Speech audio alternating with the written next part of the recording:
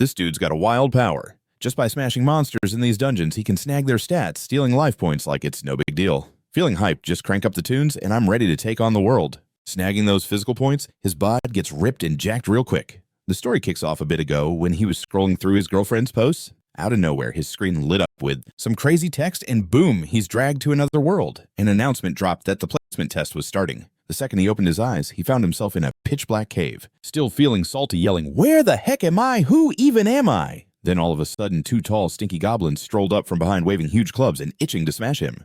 He figured they were blind and couldn't see him. From all the monolore he'd peeped, his mission was probably to take them down. Just then, his busted sandals made a loud smack, and the blind goblin swung its club at him. Luckily, Yu was quick enough to dodge, or he'd be biting the dust. Shaking in his boots, he hit the ground, covering his mouth to quiet his heavy breathing. Thinking, since they're blind, they gotta be super sensitive to sound and movement. They even know how to trap their prey. At this rate, I'm toast, so Yu tossed 2 stones into the distance to throw them off, then took a shot while one was distracted and smashed a big rock over its head, not being able to see. The giant creature swung its club back out of rage and totally clobbered its homie. In that moment, he hollered, "The snack's fighting back, take it down." The one who just got smashed thought the enemy was right in front and swung hard, and just like that, he wrecked both goblins. Thank goodness he didn't forget his brain when he got tossed here. Aha! The shorter goblin was still in the game, but it's pinned under its buddy's bod and couldn't move. In the end, he finished it off with a club, sending it to hang with its pal. Suddenly, some shiny golden characters popped out from their bodies, swirling around him, and a notification window appeared, saying the power of the Code of Babylon was unlocked, turning on the ability to absorb and analyze concepts. This means he can grab power from monster corpses to level up. Feeling all confident, he decided to conquer this beginner's dungeon solo. With a greedy grin, time to stack some stats, fam. Before long, he cleared the dungeon like a pro with goblin corpses laying everywhere. A notification pinged. "Congrats, you passed the test." He thought he'd finally bounce back home, but what the heck? He popped up in a dorm at Union Academy. They handed him an academy uniform. And even though he usually looked kinda basic, once he threw on that gear, he transformed into a whole new vibe. He then went to meet a teacher who was a green-skinned elf, not a white one, but hey, if she's hot, it's all good. She introduced herself as Ya, the Academy's combat magic instructor. Cheerfully, she asked him, "Are you using hacks or something?" For the last 500 years, no one has ever scored that high in the evaluation round. He wasn't really vibing with that, just wanted to get back home. Suddenly, something massive caught his eye in the distance. The teacher informed him that was the very reason the Academy even existed. They trained students from all dimensions to help tackle that tower, packed with countless dungeons and mysteries inside.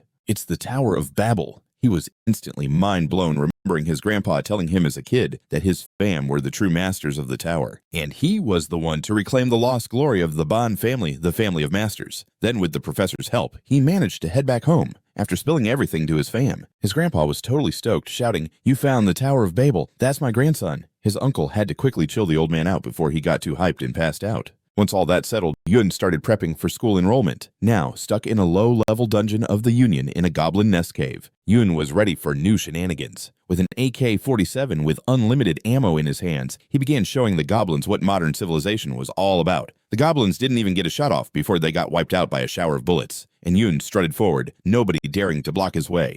"I'm here. I'm here. Back then, my skill was just words, but now I've snagged it from the goblins. Everything's flipped upside down. With the Code of Babylon, I can talk, absorb, and mess with concepts of everything. Every time I take down an enemy, I can snag concepts to grasp. The more I collect, the stronger I'll be." And the concept I got from that first dungeon, the Blind Goblin Cave, infused into this club, turning it into a dope weapon. "And this is the guy right here," Yun said, while eyeing the spiked mace that was automatically taking care of a goblin who just jumped him, delivering a hit to its jaw that knocked some teeth loose. This is the Goblin's Club, the first item Yun crafted by infusing demonic energy into it. This item can pop into existence on command from its master and can also shift and move however it wants. Seeing his homie being so clutch, Yun couldn't help but give the mace a proud caress, even if it was just a fluke thanks to it. It's like he's in total control, moving around like it's nothing. Yun couldn't help but give the mace a proud little pat. I mean, even if it was just luck, it was working out great for him. I totally crushed the evaluation test. Feeling like a champ, Yun glanced at the defeated foes and said, "All right, let's snag the loot and check the codes." And just like that, he quickly scooped up the deets from the goblins' bodies. Life 5, mana 3, demonic essence 5, body 3, soul 2, leadership skill 1, murderous intent 1.7, family 0.5.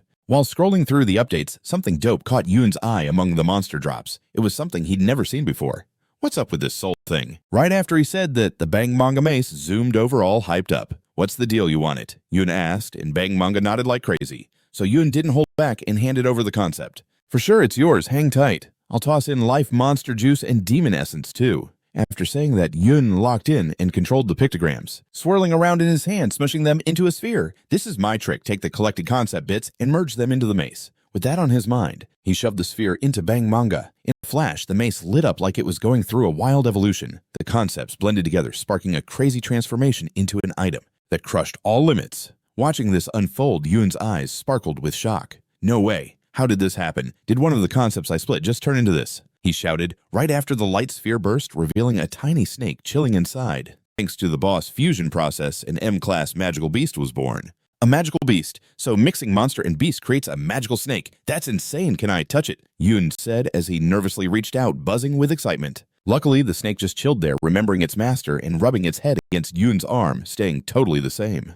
I wonder if it can still turn into a gun or a shield. Yun thought to himself, so adorable. From now on, your name's Y. Before we bounce back, let's check out my growth stats. As he said that, he zeroed in on his personal info panel. Yun's stats: life 45, body 32, soul 324.5, mana 38.7, swordsmanship 14.2, leadership 1, omniscient eye 105, omniscient ear 100, tongue of God 100. Let's check this out. The life stat seems kind of like my level in a game. Body shows my physical state, but why is my soul stat so wild? The omniscient eye and ear must be linked to how I talk and listen. I'll just breeze past what I don't get for now. After saying that, Yun turned to Y and asked, so what do you think? Can we chill with our classmates now? Hearing this, Y shook its head like crazy, looking kinda shy. It's cool. The growth stats are what matter, right? Yun reassured it. Just then, the system chimed in. The dungeon core has been wrecked. You can bounce out now. Do you want a dip? All right, let's roll. It's time for the Union Academy entrance ceremony, Yun said as he hit the button on the screen. In a sec, he was teleported by a magic circle. The next scene was the Union Academy auditorium. In the huge hall, the newbies quickly found their spots.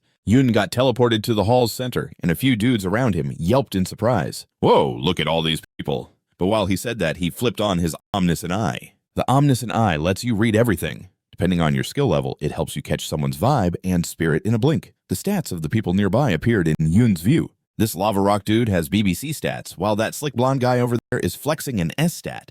Pretty epic. Seeing these numbers, Yun couldn't help but feel a little shook. For real, the students who got in through the regular route are on a whole different level. They're at least 10 times stronger than me. But where's my seat at, he thought. Just then, a voice broke through from behind.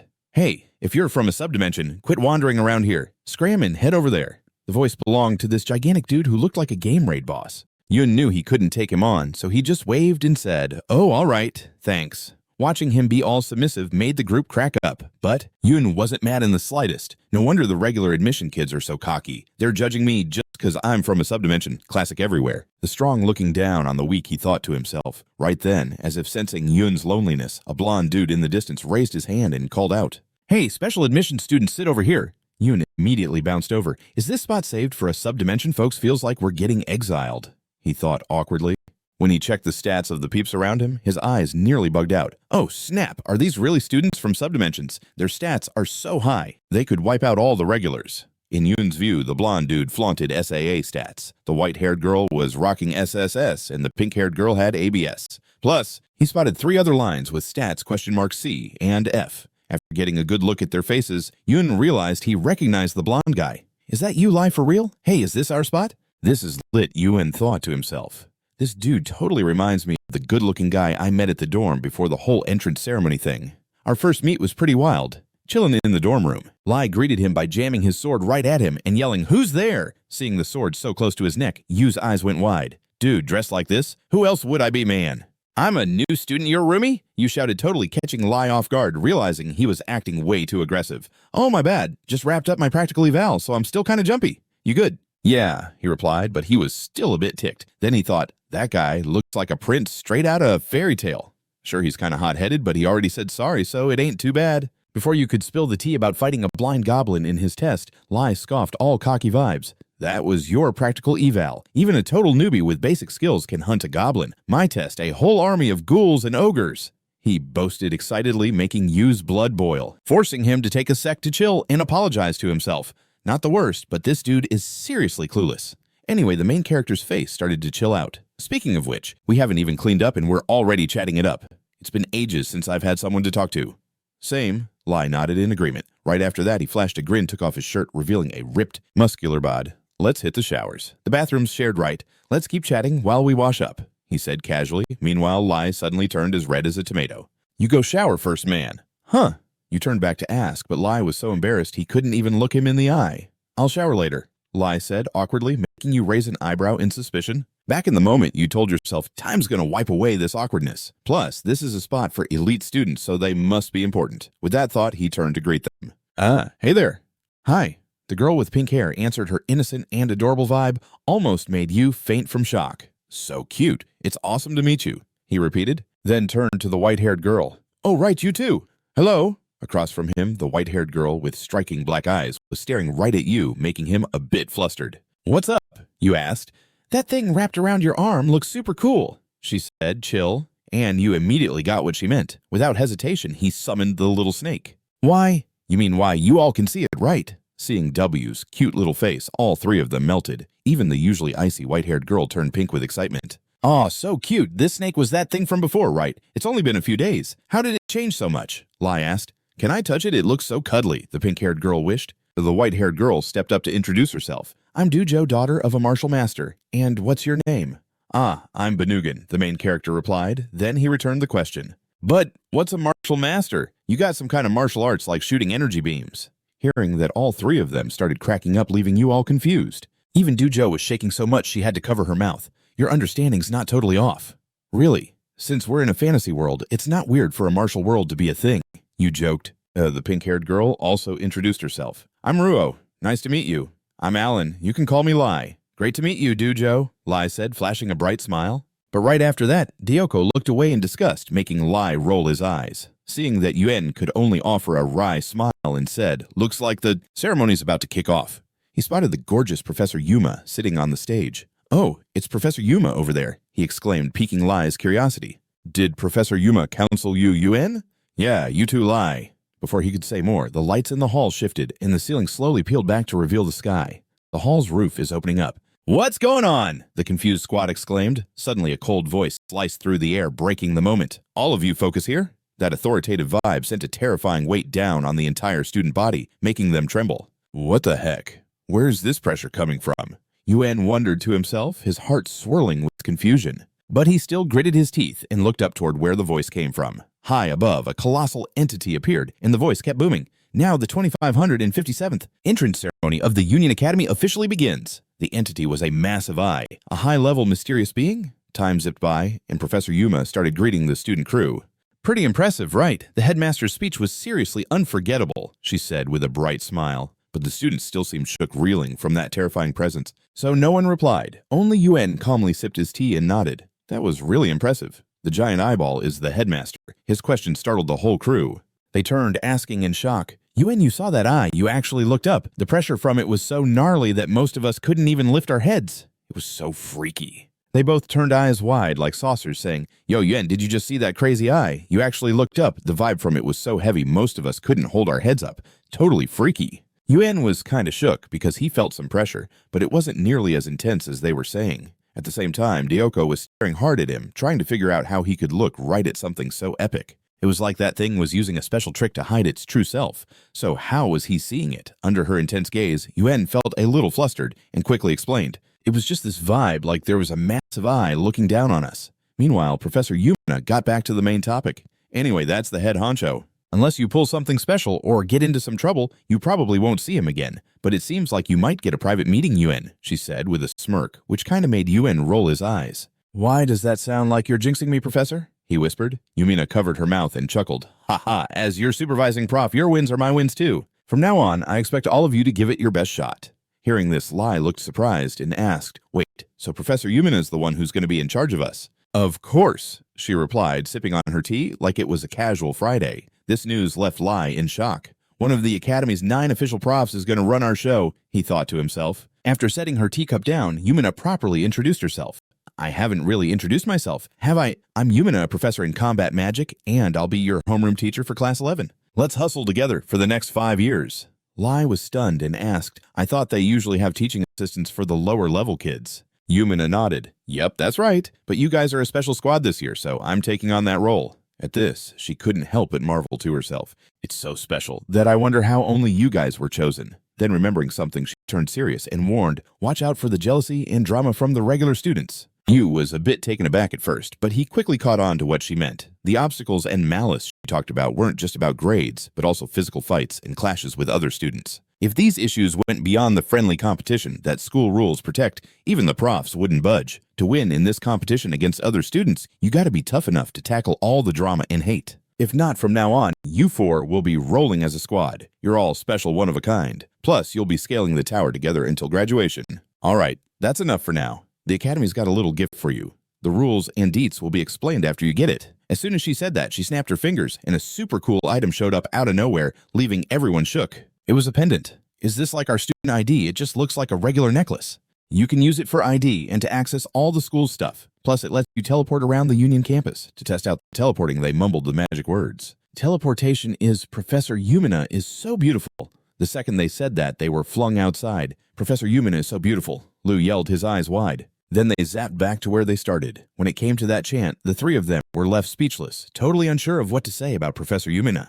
Good grief, the crew sighed. We need this ID pendant to get into the tower, so whether we like it or not, we've got to keep it safe, Lai said quickly, shoving the pendant in his pocket. Across from them, the pink-haired Ruo was curious. But why were you the only one held back? Who knows, Lai said, shrugging. Maybe he sensed that crazy strong entity. Hoso shared her thoughts. As she spoke, she remembered Professor Yumina's phone chat with someone just a moment ago. No, we've set up a tea party. Sadly, among all the students, he was the only one who could stare directly at the head honcho. Scene changed to the headmaster's office. You were sitting there like a deer in headlights. What's up with this? I got to meet the headmaster on my first day? I didn't do anything wrong, did I? You thought, totally confused. Seeing his nervous face, the headmaster said, look me in the eyes. My actual self isn't here right now.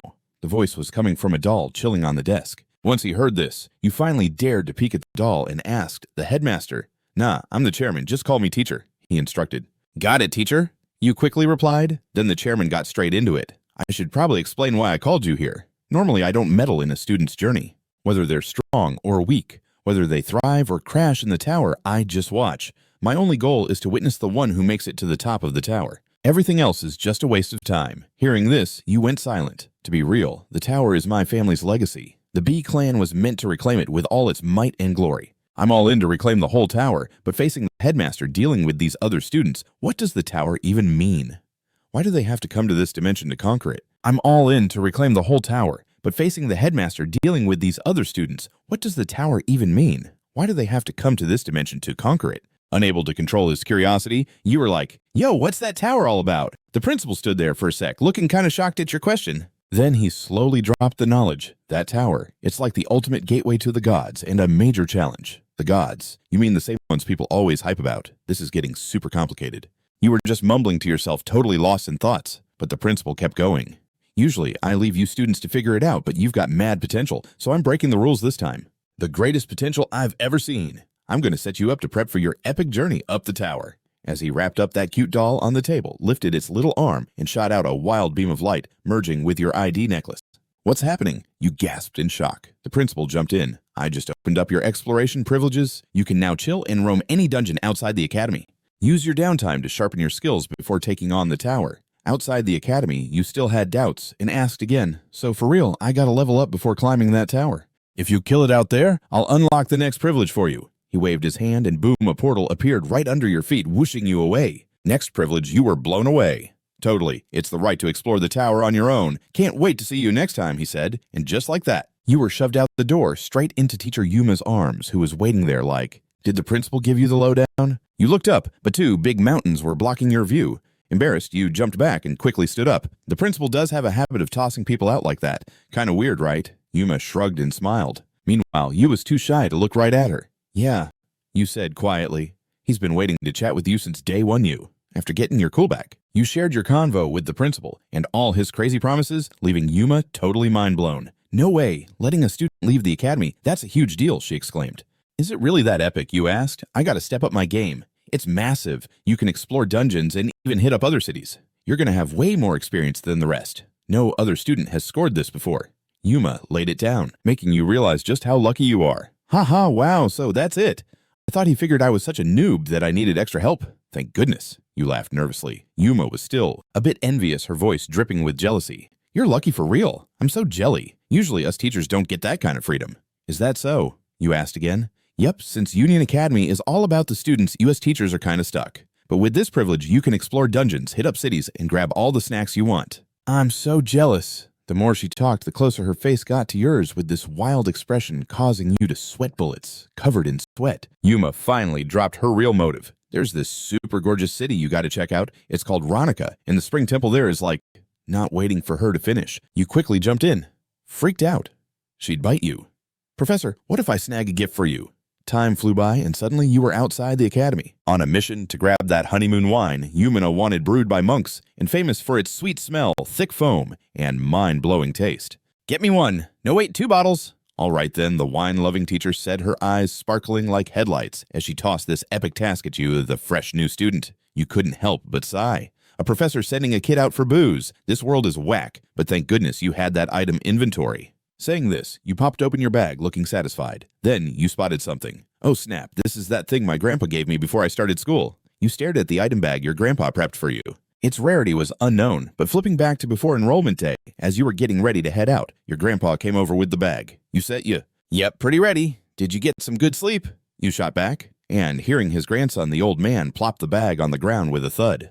Open it up and take what you need. What's inside? You asked, curious as ever. Just open it and find out. Grandpa chuckled knowingly. The second you opened the bag, a golden light flashed, almost blinding you. Whoa, it's all pure gold. Can I seriously take some? You were flabbergasted? Ha, chill. This is our family's treasure left by our ancestors to help find the Tower of Babel. It's all yours. Use it however you want. Grandpa grinned. You were so moved you nearly started crying. Thanks, Grandpa. This is going to help tons, but it feels kind of heavy, doesn't it? You said, stumbling over your words. Use it however you want, Grandpa said with a smile. You were so touched, tears almost spilled. Thanks, Grandpa. This is going to be a game changer, but dang, it feels a bit hard to cart around. You stammered.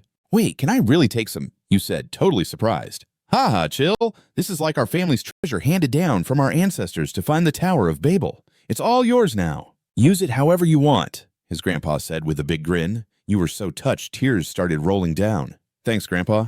This will help a ton, but dang, it seems kind of heavy, right? You choked out. Use it however you want, his grandpa said with a big grin. You were so touched, tears started rolling down. Thanks, Grandpa. This will help a ton, but dang, it seems kind of heavy, right? He stuttered. Why's it gotta be so tough? The old dude snapped back. Just looking at it, you were like, that thing's super heavy. Chill out, kid. The old man yelled, clearly annoyed, back to reality after checking his inventory. You chucked all his stuff into the bag. Having item storage is dope, Grandpa said. Gold's valuable everywhere, so I'm snagging a few bars. Cool, I'm good to go. Time to dive into this new world, you said, while checking out the sick city ahead, and started walking in. He was totally blown away by how advanced it was. Whoa, even though this place is a different dimension, the cityscape kind of looks familiar, right? Lost in your thoughts. You suddenly spotted people zooming around in flying cars and just went silent. Nope, it's way different after all. What even is that? It's flying. How's that even possible, he thought, bouncing with excitement. But his strange outfit was already catching the eyes of some guards. Yo, you there? Where'd you come from? You turned around, but before you could spit out an answer, the guards saw your uniform and instantly switched their vibe. Whoa, are you a Union Academy student? Hey, we're the border guards on the west side of Ronica City. They stood straight and saluted. You felt super awkward with their over-the-top welcome. Just 'cause I'm a Union student, you scratched your head greeting them. Hey, I'm Ben Yuan, first year at Union Academy. After that, they both turned to him with curious looks. Still, how'd you land here? Ben Yuan, did you even get the principals okay? That's right, he answered. I was free to check things out. You nodded. Got it. Huge shout out to the principal and teachers for keeping our city so chill. We're forever thankful to them. The two grinned, making you rethink just how powerful this academy is. If you've got questions, just hit us up. And for you, one of the boys, totally clueless, thought this was a golden opportunity. Right away, he pointed at a ride zooming in the sky and asked, I want to buy that. What's the price? Fast forward, and now Rue's cruising around on his fresh new flying ride over the green fields. Oh my gosh, this is epic, you shouted. Flashbacking an hour earlier when you asked his question, the two guards freaked out as they replied, oh man, if you're talking about that. That's the HA flying motorcycle. Just the base model is 250,000 ronya. That's super pricey. Hearing that, Yu's face went blank and he asked, how much is 250,000 ronya? So that's the deal with the HA flying motorcycle. At that moment, he also pulled out a shiny gold ingot from his inventory and asked, can I trade this for it? Watching the young dude whip out such a valuable item, the guard's eyes popped wide open in disbelief. This This is gold. Where the heck did you get an ingot this big? Is this even for real? Oh, my grandpa hooked me up with it, you said, smiling like it was no biggie. Back to the present, he was still kind of in shock. A single gold ingot is worth 75 million ronya. He owed his grandpa big time for insisting he take it. Gold's handy anywhere you know. Make sure to take it, the old guy had shouted angrily. But it's heavy and such a hassle, you complained. It's true having too much cash can be a drag for a young guy. Over here. Feeling the wind rushing toward him, the little snake Y popped into existence, making you eager to show it off to your buddy. Oh, hey, it's you. What do you think? Just like you. The vibe of spirit and demon gave this flying motorcycle some life. Its name's Lilith, so from now on, you two got a vibe together. Lilith was born when you gave it the spirit and demon concept, turning it into a living thing with its own will, just like Y. As for Y, when it heard its master speak, the little snake flicked its tongue, making it hard to tell if it was annoyed or into it. Not paying attention to that, you remembered the task Professor Yuma gave you. All right, I grabbed the wine for Professor Yumina and whipped up a little buddy for Y. Everything on my to-do list is done. So let's bounce back to the academy, you said, grinning like a goof. But a bit later, our hero was sprawled on a table, feeling like his head was spinning out of control. Oh man, my head. Our protagonist groaned like a puppy begging for milk. Just then, Lai walked over, slapped a glass of water in front of him in frustration, and shook her head. Super disappointed in you. I can't believe that right after we hung out, you took off without a peep and came back totally trashed. Lai shot you a judgmental look, making you stutter an apology. Professor Yumina made me do it. I couldn't say no. As you spoke, you thought back to the moment the professor yanked you by the collar, refusing to let you dip. Bottoms up, drink another round. Until your face was as red as the sunset. This was the first time I'd ever had alcohol. You said, quickly grabbing the glass of water and chugging it down. Meanwhile, Duko coolly noticed the flower-shaped pin on Yu's chest and asked, so did you get that pin for being the class rep after putting in time as the professor's drinking buddy? You leaned back and replied, class rep? If you mean class president? Then yeah, that's me. At that moment, Doko startled them both by declaring, if we're picking a rep for the four of us, it's gotta be me, because I'm the strongest one here. You got that right. Out of nowhere, Doko jumped in, declaring, if we gotta pick someone to represent the squad, it's gotta be me, since I'm the strongest here. You all cool with that? Are you serious? She'd shot back. Uli jumped in, yo, that's kinda whack, Joe. Even though we're like totally equal, I gotta say, your attitude is just bringing the vibes down for real, and no way do I think you're the strongest. Uli yelled, pointing right in Chiho's face. Chiho just rolled her eyes and shook her head. Haha, classic. Did you seriously just say we're equal? That's hilarious. Just yesterday, you straight up asked the prof if you could go solo up the tower. Where's the equality in that? She shrugged, making Uli turn red with embarrassment. That's... Uli tripped over his words. Yun and Ruo shot him suspicious looks. Oh snap, you did say that, Uli awkwardly admitted. No, I was just curious. It's not like I don't want to chill with everyone. Meanwhile, Yun slouched at the table thinking, dude, I thought I could dodge this drama from the jump. I was all set to suggest we come up with a plan together, but this group is already a total mess. I'm not down for being class president either, but now I get why the prof picked me. Uli's got mad pride, but zero people skills. Jiho's like a total tyrant. Yeah, she's strong, but she's just gonna rub people the wrong way. Ruo's way too chill. Definitely not cut out for leading. Haha, what a wild crew we've got. With that thought, Yun spoke up. Hold up everyone, chill and listen to me. The class prez doesn't have to be the strongest. Nah, they shouldn't be the strongest, he suggested. Hiho squinted and asked why not. Because if the biggest badass is the class prez, they'll just run the show solo. A class president needs to bring the squad together. They gotta be down for finding fair solutions for everyone.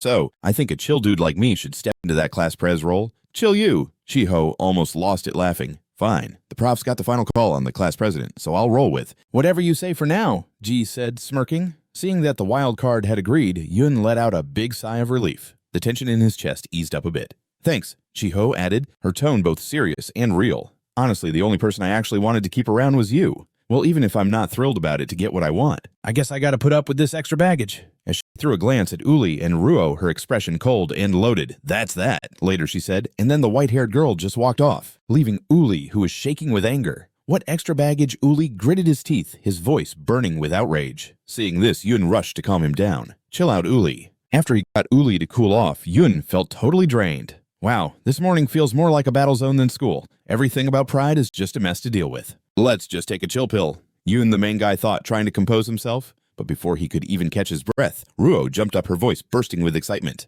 Hey Yun, you didn't bring that cute snake from before, did you? I want to touch it. Her eyes sparkled with curiosity. Oh snap, why is this place full of drama bombs? Yun sighed inside. It's like I'm getting hit with one surprise after another. The scene shifts to a fighting ring. Hector, a dude with magma in his veins, suddenly stood up and yelled, Professor, I need to know just how tough these students who passed the special exam really are. His shout made everyone turn to Yun's group, their eyes full of interest and judgment. The referee, rocking a prison uniform, nodded and said, "First up, we'll kick things off with a sparring match. What do you all think?" Hearing this, the first-year students got hyped, shouting for a shot to join in. "Professor, let me take them on." "Back off, I'm going first." "Hey you, are you going to take that pin off or what?" The loud, fiery shouts had both Yuen and Lai silenced, with Lai looking at Yuen anxiously. So Union Academy is all about students' skills. No wonder Class 1 is the special class. "They seem to really despise our Class 11. You awkwardly chimed in, "Ah well, it might be because of what I'm wearing, you know, a bit edgy." While the crowd kept arguing, Hector's eyes were locked onto Yuen's badge, flames of anger igniting within him. How dare that weakling rocking the pin given by the flower goddess Professor Yuma and flaunting it right in front of him was just unacceptable. The more he thought, the less he could hold back, and he shouted, "Professor, let me see if that guy's got any strength. I want to take him on." The professor nodded right away. "All right, step up, Yuen. You're going up against Hector." Yuen felt trapped in an awkward situation with no way to escape. Meanwhile, Professor Yumina was quietly sizing up Yuen's first class. After realizing it was a mashup class between Class 1 and Class 11, she sensed something was off. What's going on here? Why are my students scheduled to go with the special class for their very first session? And it's comprehensive combat training at that during the first period. How can a specially admitted student from a subspace even throw down with a high-level student? They must have thought the same thing, which is why this schedule's all jacked up. I don't know who's pulling strings, but I can feel their shady vibes. Yuma was stressing out, her heart pounding for her student. Back to Yuen, he wasn't about to jump into a brawl with that massive magma dude in front of him. So he quickly put his hand up like, "Professor, I'm like super weak in combat. I doubt I'll pick up anything from this match." The professor in his prison garb just casually replied, "Wait, what? That's a 3-point deduction for you." That hit you like a ton of bricks, leaving you confused. "Just get up there, stop making excuses," the professor said, adjusting his glasses with a smug look. In that moment, it hit you like, dang, this guy is totally trying to target him on purpose. Why? What's his deal with forcing him to fight? Is he trying to make me look dumb in front of the whole class? The more he thought about it, the angrier he got. "I'm not making excuses, it's the truth. I got in through a special admission because of my unique skills, not because I'm a fighter. If you're curious about how special admits work, you should find another way to check, instead of making us fight." You argued pretty well, but seeing you keep refusing, the professor in the prison outfit clenched his teeth and yelled, "Are you trying to teach a professor how to teach?" You were over that and shot back, "Dude, whether you're a prof or a student, if you're clueless, then learn. Plus, I'm the class rep, remember?" "Another 5-point deduction," the prof yelled, making Yuen sigh. "Haha, so this is how you want to play," you thought to yourself and quickly made a plan. "You should definitely learn it, plus I'm the class rep, remember?" "Another 5-point penalty," the professor barked, making Yuen let out a sigh. "Haha, so you want to play it like that?" You thought that and quickly pitched an idea. "How about this, sir? Give me this week to prep and I'll throw down next week. Just 1 week is all I need. I'll hit the tower once and by the time I'm out, I'll be ready." Yu's bold statement made the classroom fall dead silent, with a bunch of eyes staring at him like he was crazy. Did he really just say that a match next week prepare? What's he even talking about? His skills are clearly at rock bottom. How's he going to fight the special class in just 1 week? And for the dude, a match next week. Get ready. What even is he talking about? There's no way he could go up against the special class with his skills being at rock bottom after just a week, right? The professor in the prison outfit was biting his lip, fuming. Now he's ignoring me and planning his own little deal. Fine, then do what you want. Seeing him gritting his teeth, Yuen couldn't help but feel contempt. "So, what if I ignore you? You're not even a real professor," he muttered, which surprised Lai, who was behind him. After holding back his rage, the professor announced, "Class Y and Hector, next Tuesday you two are having an official sparring match. Everyone at the academy can watch it live, so don't miss it." He grinned, probably hyped to see Yuen get humiliated next week. So it's not just humiliation he wants a whole spectacle. Yuen frowned and thought before the professor turned to the class again. "Yuen, since you asked for time to prep, you better show us what you got. If not," Yuen, fed up, cut him off. "Of course. Yo, Hector, right. We got an official match coming up next week. I'm really looking forward to it," he said with a huge grin. Hector spat in his direction, making it super clear he thought he was a joke. "You weakling!" Yuen felt kinda embarrassed, not understanding why he was so pumped around this lava dude. "I didn't expect a polite reaction anyway. It's not like I was checking his attitude." Hector's stats popped up clear as day in Yuan's sight. Hector's stats were BC with vitality at 250 physique, at 300 in magic, at 120. Looking at these numbers, Yuen felt even more certain that waiting a week was totally the right move. As expected from a special class student, his vitality and physique are insane. His vitality is 5 times mine, and his physique is 10 times mine. But still, compared to them, he felt like nothing at all. Yuen thought while glancing at Li and Ruo. "If I want to climb that tower with them, I gotta step my game up past Hector's level." Yuen chuckled to himself. "Ha ha, why does everyone look so stressed? You worried about me or something? Ignoring UN, DHS started warming up from the back, cold as ice. What's up with this? No one's brave enough to step up. Unlike the class president, fighting is my thing. You all curious about what a special admit can do? Anyone want to take me on? I'm always ready for a sparring match, DH said confidently. Her stats looked like they were breaking the limits. Looking back at the group of extras after hearing Doha's challenge, I'm always ready, DH shot back with confidence. Her stats were breaking through the roof. Then she turned to the other wannabes, totally owning them after hearing Doha's trash talk. The whole group froze for a hot second. Even the professor in the prison uniform was speechless. It was simple. Even someone like UN could sense Doha's insane power. The silence was deafening, but it made sense. Even my myriad poison eye can't fully calculate Doha's strength. There's no way the first-year students can't feel her overwhelming vibe. UN thought to himself. Back to Doha after seeing nobody brave up, she said with boredom. What's the holdup? If you're feeling shaky, should I just pick someone? She pointed straight at Hector. Hector, you're not one to just pick on the weak, are you? Come on, I'll wipe the floor with you. Seeing this, Hector looked shocked, probably realizing that Doha was way stronger than him. Hector's probably terrified right now. He came for me, but now he's being challenged by someone completely unexpected. Everyone can feel it. Hector's probably sweating bullets right now. His target was supposed to be me, but he's facing someone totally unexpected. You can feel the tension in the air. If he takes Daz's challenge just to save his own rep, he's toast. He's gonna get seriously banged up, and there's no way he'll bounce back in just a week. I mean, this ain't my drama, but still, it's a whack situation. With that in mind, UN decided to chime in. Hold up, Doc Ha. My bad, but Hector's got a match with me next week. If you want to throw down with him, you'll have to chill for a bit. DWA turned to you with a raised eyebrow. You sure about that? Absolutely. Appreciate the vibe, but this time I'm going all out to show I'm legit. You shot back ready to prove your worth. Da had no reason to hold him back. Ho, ho. I thought you were just some slippery snake, but looks like you might actually have some guts. All right, do your thing, man. And you? She asked again, eyeing the crowd. Anyone else brave enough to step up?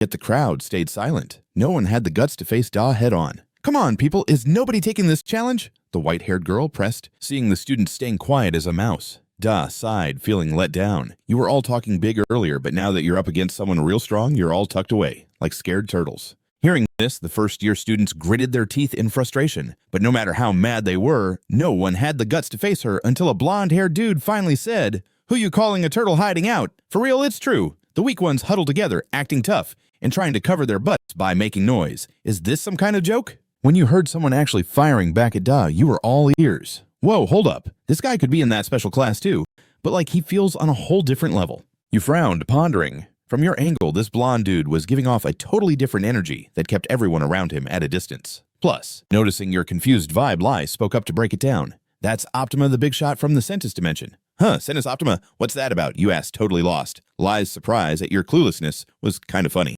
You don't know. Other than the Union, there are like 10 other top dimensions. Optima's from the family ruling Centus, which is one of those. After hearing this, you felt a chill run down your spine. So he's from one of the most powerful families across these dimensions. At that moment, under the eyes of the crowd, Optima started strolling down into the arena. Professor, he said coolly, and the professor instantly caught on, moving quickly to take care of business. Oh, okay, he said while scrambling to grab a device. It looked like some high-tech gadget that sparked your curiosity. What's that thing? Probably a recording device. Looks like they're wanting to stream this for everyone, Lai guessed. And what happens after they roll the tape? You asked, eager to know. They say they'll post everything online, but I'm not really sure what that means. Lai shrugged. It seemed like he was from a place with no modern tech, so he didn't quite get it. But with your own tech-savvy background, you clicked on to what the professor was up to. Oh, I see. So it's just business as usual, huh? Seeing you, Kichan Lai turned and asked, You got any clue about the internet? While connecting to the Union Net, you explained, it's basically a network set up by companies or schools to swap info. After hearing that, Lai was blown away. Your dimension's so basic that you haven't even heard of the Union, yet you know about this? In my dimension, this is a no-brainer. But where's this school's internet? You asked while scrolling on his phone, and Ard jumped in to show him. I hear there's a live stream channel for our class. Thanks, Ar. You're like an expert at finding stuff. You quickly tapped the live stream channel, and right then the screen lit up with Da and Optima. What's going on here? This is a live stream. The professor's going to try and put us down, but it's probably going to backfire, you mumbled. On the dueling ground, both Da and Optima were vibing some serious intensity after sizing each other up. Optima smirked. Make your move. Dejo shot back a confident grin. The weaker one goes first, so you go ahead. She taunted, extending her hand to tease him. Weaker, huh? Let's see how long you can keep that bravado going, Neil Optima said as he moved his hand forward, kicking off some kind of power directly towards Dujo. From where everyone stood, a mysterious wave radiated from Optima's hand. When it hit UN's group, Dojo was hit with a massive wave of pressure, like a ton of bricks weighing her down. What in the world? This is nothing like the language power I have. It's like water sliding down a slope like you can't breathe without air. This is nature's law. Everything in this space is making me feel like I gotta kneel to him, like it's the obvious thing to do. Is he messing with the laws of nature? Dojo wondered. Lai, who's nearby, turned to Yuan and asked, "Did you just catch the vibe behind that ability?" Yeah. Yuan nodded, but before he could get into it, Ruo clung to him. Shaking with fear, her wide eyes glued ahead. Meanwhile, when Optima's abilities hit Dojo, it was like a praying mantis trying to stop a truck, totally useless. From her palm, a wave of dark blue energy started to flow out. Just waving her hand, she easily canceled out that pressure, leaving everyone gaping in shock. Even Yuan. Lai, standing nearby, turned to Yuan and asked, "Wait, you just figured out how that ability works?" "Yep," Yuan replied, but before he could spill the tea, Ruo clung to him, shaking like a leaf, her terrified eyes glued ahead. In the meantime, when Optima tried to hit Dojo with her ability, it was about as useful as a moth trying to stop a moving truck, totally useless. From her hand, a dark blue energy started to spill out. With just a wave, she brushed off that pressure like it was nothing, leaving everyone in the room shook, even Yuan. No way, dude. He couldn't believe his eyes. She just totally flipped the script and shut down the opponent's vibe. Yuan thought. The golden-haired Optima was vibing while Dojo was totally wrecking his style. Haha, you've got some moves, huh? Dojo shook her head, her voice dripping with sass. Your skills are as whack as those horns on your noggin. If that's all you got? I'm kinda bummed. Not even close. Optima shot back, swinging his arm like he was gonna drop a technique, but Gojo was on it like a hawk. In a flash, she powered her legs, sprinted forward, and booted him right in the gut, messing up Optima's game. Did you think I'd just chill and take that again? Or you stronger up close? Dojo dissed him. Optima tried to throw up an energy shield, but being back on his heels was taking a big hit on his pride. TSK, can't believe I have to use both hands to fight a jokester like you, he grumbled. You're all muscle and zero brain anyway. Dojo's voice popped up right by his ear, making Optima jump and swing an arm behind him. You little brat! He yelled, not even realizing he was the biggest prick in this whole thing. Dojo dodged his swing and shoved his arm aside with her left hand, snagging his collar with her right. She cranked her knee up straight for Optima's chin. As expected, your moves are super clumsy. Don't tell me you still need a spoon to eat. Do roasted him. But Optima blocked her attack with another shield. Still being schooled like that had him seeing red. This annoying girl. He gritted his teeth, powering up his fist, and let loose a lightning punch. But Dojo just leaped to the side, easily dodging it. Lai was staring in shock, watching Dojo mess with Optima like a cat with a toy mouse. It was wild. Optima, the boss of Centis, was getting owned by Dojo. Yuan, watching on the sidelines, started getting his theories together. It looks like that dude Optima is used to smashing foes by locking them down and bending the rules, but that trick's not working on Gojo at all, and that's why he's getting wrecked right now, in front of everyone. In the spotlight, the blonde-haired dude was getting crushed by Hoso with no chance to fight back. Her hits were on point and packed a punch. From a flurry of jabs to an epic kick straight to the chin. If it weren't for his energy shield, he would have dropped ages ago. Shifting back to Yuan, our commentator kept breaking it down. Even though he's got mad strength and a killer bod, it's obvious he's not hitting the gym often. This blew Lai's mind at Yuan's sharp eye. He could see Hoso could totally stand toe-to-toe with Optima, but Yuan was seeing through both their skill sets. Clearly, they're all special recruits from another dimension. But what's up with that? Back to the brawl. Optima couldn't even think about a counterattack. Hoso's punches were raining down faster than he could blink. How dare you? You think you can just disrespect me? The fool screamed, totally clueless, right after Hoso's fist smashed into his face, and even his energy shield wasn't stopping that. Did you come here just to flap your gums? Or are you just begging for a fist to shut you up? Hoso said coldly. Optima was livid, feeling overwhelmed left and right. Above his head, a diamond-shaped symbol appeared in a circle, bursting with insane power. He slammed both hands onto the ground, making cracks shoot through the arena. I'll never forget this. If you want to bite the dust, I'll make it happen. Optima screamed like a maniac. Seeing him losing it, Hoso just replied sweetly, you really shouldn't be talking about death like that, kid. She started gathering mana around her arm, gearing up to give the blonde-haired dude a lesson. Optima was just as fired up, yelling, die, and shoving his hands forward. Just when they were about to go for the kill, Professor Yumina's voice cut through. That's enough. With one clap, she froze everything.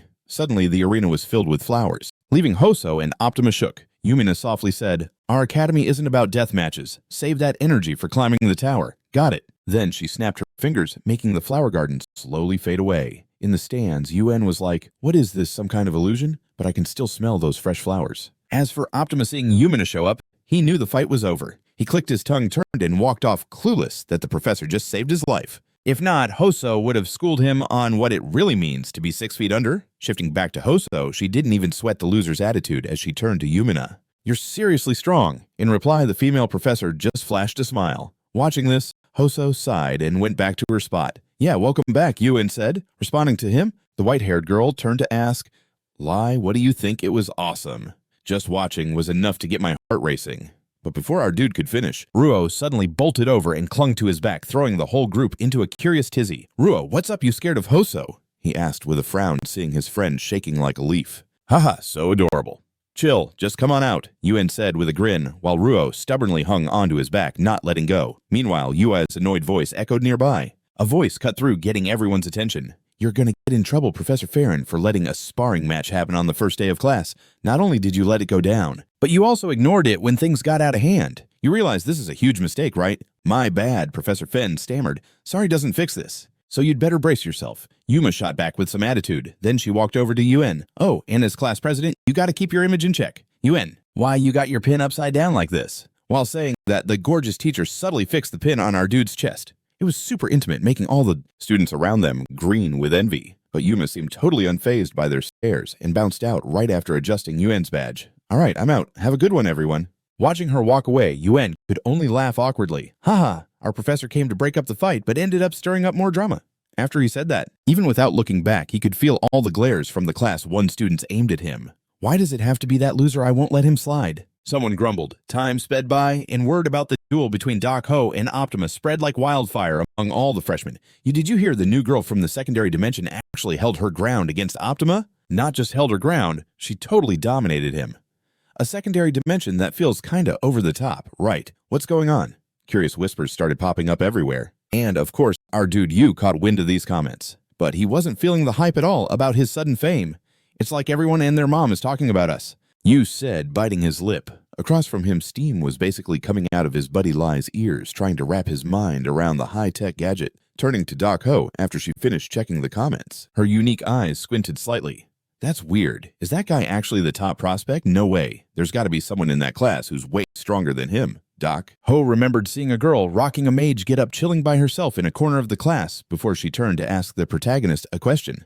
I figured you'd have noticed too, she said. Yuen just shrugged back with a light smile. Haha, that's 'cause I was too into your match. Meanwhile, Lai had slumped over the table, looking totally wiped out. But, hey, they're buzzing about your name all over the community page, right? What does Master of Provocation even mean? Lai asked. You sighed and broke it down. Well, they can't mess with the person who went against the top prospect, so they're just dragging me instead. That's not the only hot topic, is it? Doc Ho chimed in, glancing sideways. Thinking back, we usually sit pretty far apart. Huh, he exclaimed, surprised, spotting Ruo at another table, trembling a bit. The vibe at lunch seemed to go all heavy. It looked like Ruo either caught something from Doc Ho or was just too freaked out to come near. I wonder what their room's like. Maybe he's still feeling tense from earlier. I should help him chill out. Everyone needs a little sweetness, right? Yuen thought, then quickly pulled out a jar of jam from his stash. This is fairy jam I whipped up, using my synthesis ability from a mix of tens of thousands of fruits. It's got a cool effect that helps boost all stats a little. Check this out, he said, grabbing everyone's attention. The two of them leaned in to check out the jar, and Yu chuckled.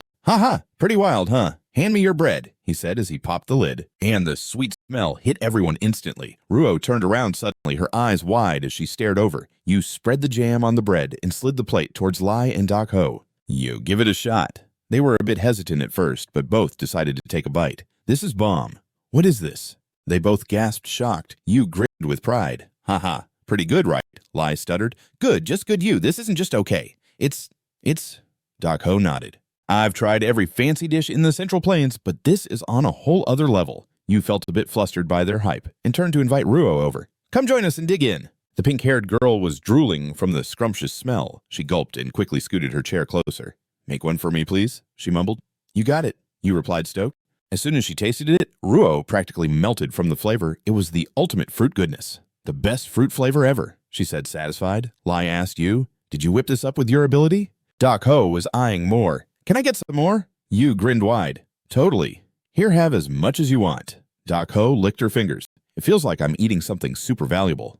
Yu replied, nah, it's not pricey. Friends should share, you know. Think of it as my way of saying thanks for being so cool earlier. DC Hoso giggled a little. Whoa, that's a bit extra. But hey, I decided to hook you up for that awesome drink. I'm going to teach you some martial arts, DC Hoso declared. She leaned in super close, making our main character turn all shades of red. After munching on some food, DC Hoso took you to this rad house that had that old-school Eastern vibe. As long as there was enough room to chill. This is dope. I didn't think I'd find a spot this chill, she said, totally vibing with her surroundings. Meanwhile, our hero started piecing together why the training room was set up this way. So, this room kinda shows your mental space, huh? He figured of your level. He shouted, then asked, but wait, we dipped right after eating. What are you going to teach me anyway? Ignoring his question, DC Hoso grabbed a wooden sword and said, this length is just right. Stay still. As she swung it around, which kind of freaked you out a little. All right, let's kick this off, she said, getting into a killer stance, holding the sword across her chest like a boss. Her right hand had a firm grip on the hilt while her left hand chilled on the pommel. Then DC Hoso whipped her left hand and shoved the sword towards you hard. She stopped just before the blade could touch her face, blasting some wind pressure that hit you square in the face.